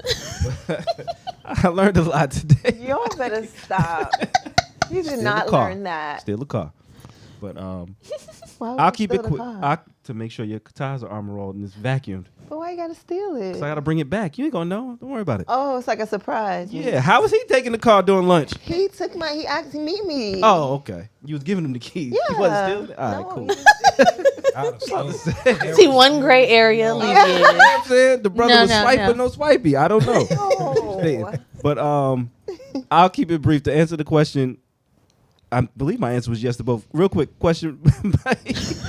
Can a man support a successful woman? Yes. And can a woman support an emotionally intelligent man? I'm a man, so I'm gonna answer the first part, and I think the second part was answered already. But can men support a successful woman? I think absolutely, but I do think it requires a man to really learn how to talk back to his ego. Your ego is like a voice in your head, and at times you're gonna have to sit your ego down and tell it what you need or what she needs. Yeah. That's the only way. But if you lead with your ego, then you're not going to be able to support a successful woman. Your ego is just not going to allow it. If y'all get in a room and she is the focal point because of her success, if she's drawing all the attention, an egotistical man is not going to be able to handle that. Yeah. So, yeah, as long as you can talk back to your ego. Yeah. And for the other one, like I said, I think that's a better answer for the ladies. Can y'all support an emotionally intelligent man? I am somewhat emotionally intelligent, so I can answer from that. There's a growing awareness. Yeah. I'm gonna say I'm somewhat Well, at least emotionally he's intelligent. accountable Just for And I getting think it. women What have a hard, the I think women have a hard time when you hold them accountable. Going back to accountability. Oh, okay. I do think women have a hard time sometimes holding them accountable. I think women have a hard time We making are space for one. my vulnerability if I choose to be vulnerable. Mm-hmm. I do think that I've run into issues with that. Mm-hmm. You know what I mean, with really listening and affirming how I'm feeling, Mm-hmm. because I think we all are taught, we are socialized by gender, and so some black women may be taught that you don't really have feelings because young men don't talk about their feelings. They don't move with femininity or feminine energy, or EQ or emotion. And so once we get to adults, you might not be comfortable or used to dealing with a man who maybe can express himself. Right. And so I have had issues in me expressing myself and a woman being like, huh? What? So that one, that might be a struggle. That might be a point of contention. But But what did they say about it? Like, what was it taken? Like, was it come off as like you complaining, or like, do you know? either me like, complaining or just a lack of affirmation. If I tell you I'm feeling a certain way and then you just move on about your day. Breeze by it. Yeah, if you Yeah. don't acknowledge how I'm feeling, if you make light of it, eventually that's going to wear on me. And eventually it's fast. My tolerance for that is very low. And so I do think sometimes women are not used to men who are vulnerable or expressive. Yeah. And that can create issues. So I mean, I would say listen to your man. Listen to your man. Really listen to him and affirm. At least repeat what he's saying back.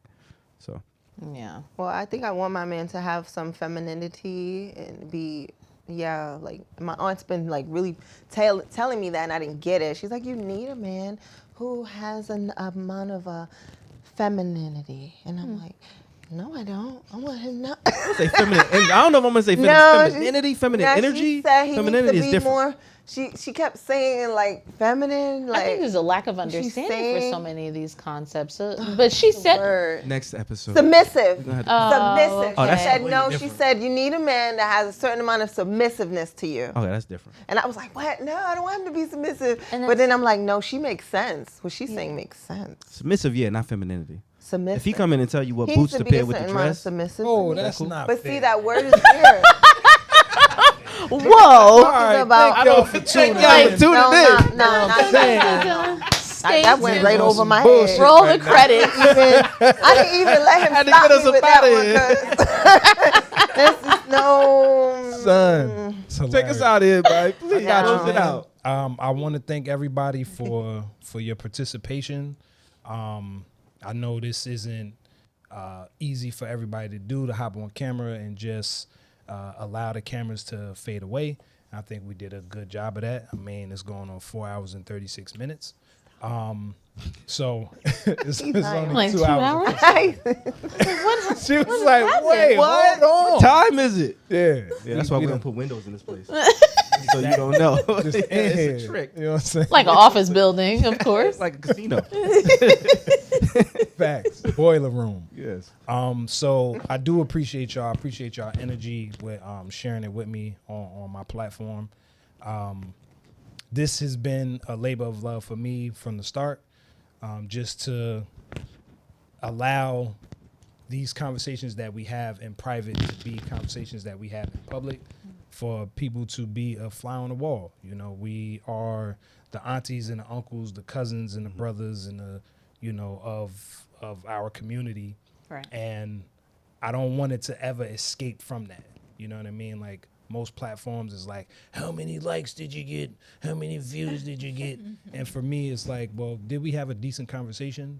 And is it something that people can draw gems from or get a perspective from? Then I did my job. Right. So I appreciate y'all. If y'all want to say one more time, you know, how people can get in contact with you and all that stuff, I will start with Miss Self Development. It's ms.selfdevelopment.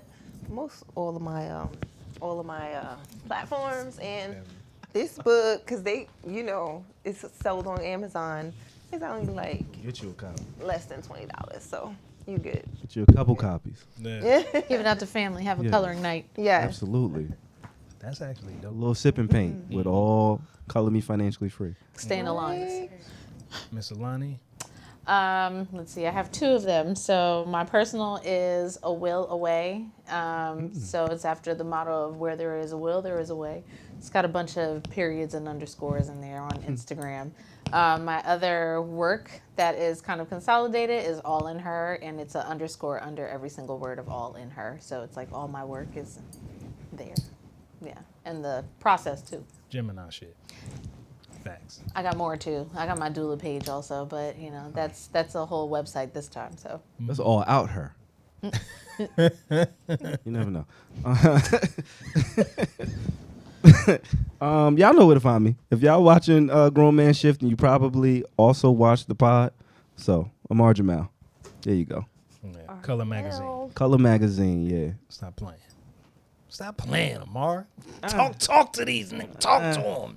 I don't even do social media. Y'all ain't gonna see me. I know But Amar Jamal on all things. AmarJamal.com, Amar Jamal, everything. cool. that part. And if you want to find her, she'll be on Threads. Oh, I'll be on Threads too. All right, That's I what's might up. get on there now. Yeah. Yeah. Yeah. But did you want to say anything? Russell Simmons. Hey, I love that. Next level of the, Proud of you too. Got to have the ugly cry. I appreciate you. I'm proud of you too. I'm proud of you too. Mm. You be holding shit down, man, for real. We've been through a lot, man. We hit the 10-year mark, and that shit was like, nigga, are we gonna do this or not? And I'm glad we decided to I know, do man. this. It was touch and go. Tune in next Thursday on that part. But y'all know where to find me, Mr. _ Nuruddin, on mostly all the socials. I really do thank y'all, for real, from the bottom Thank of you. my heart. The fact that y'all pull up every time you press play and you consume whatever it is that I'm putting out.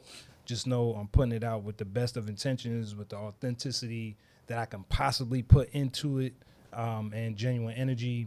And it doesn't escape me that you don't have to and you choose to. And I appreciate that shit. So definitely hit up the email, grownmanshift@gmail.com. You know, dropping episodes every Friday, except for this Friday. I'm not going to say what happened, technical difficulties. But yeah, every Friday at 11:11, you can catch an episode. Please send your emails, questions, comments, concerns. Hey, I didn't like what you said on this, and you think it should be something else. That's fine. We can have the open Discord. But yeah, this is the Grown Man Shift. I'm Baith. That is Lauren. That is Valerie. That is Amar. And that is Alani. And we are out. Peace. Yeah.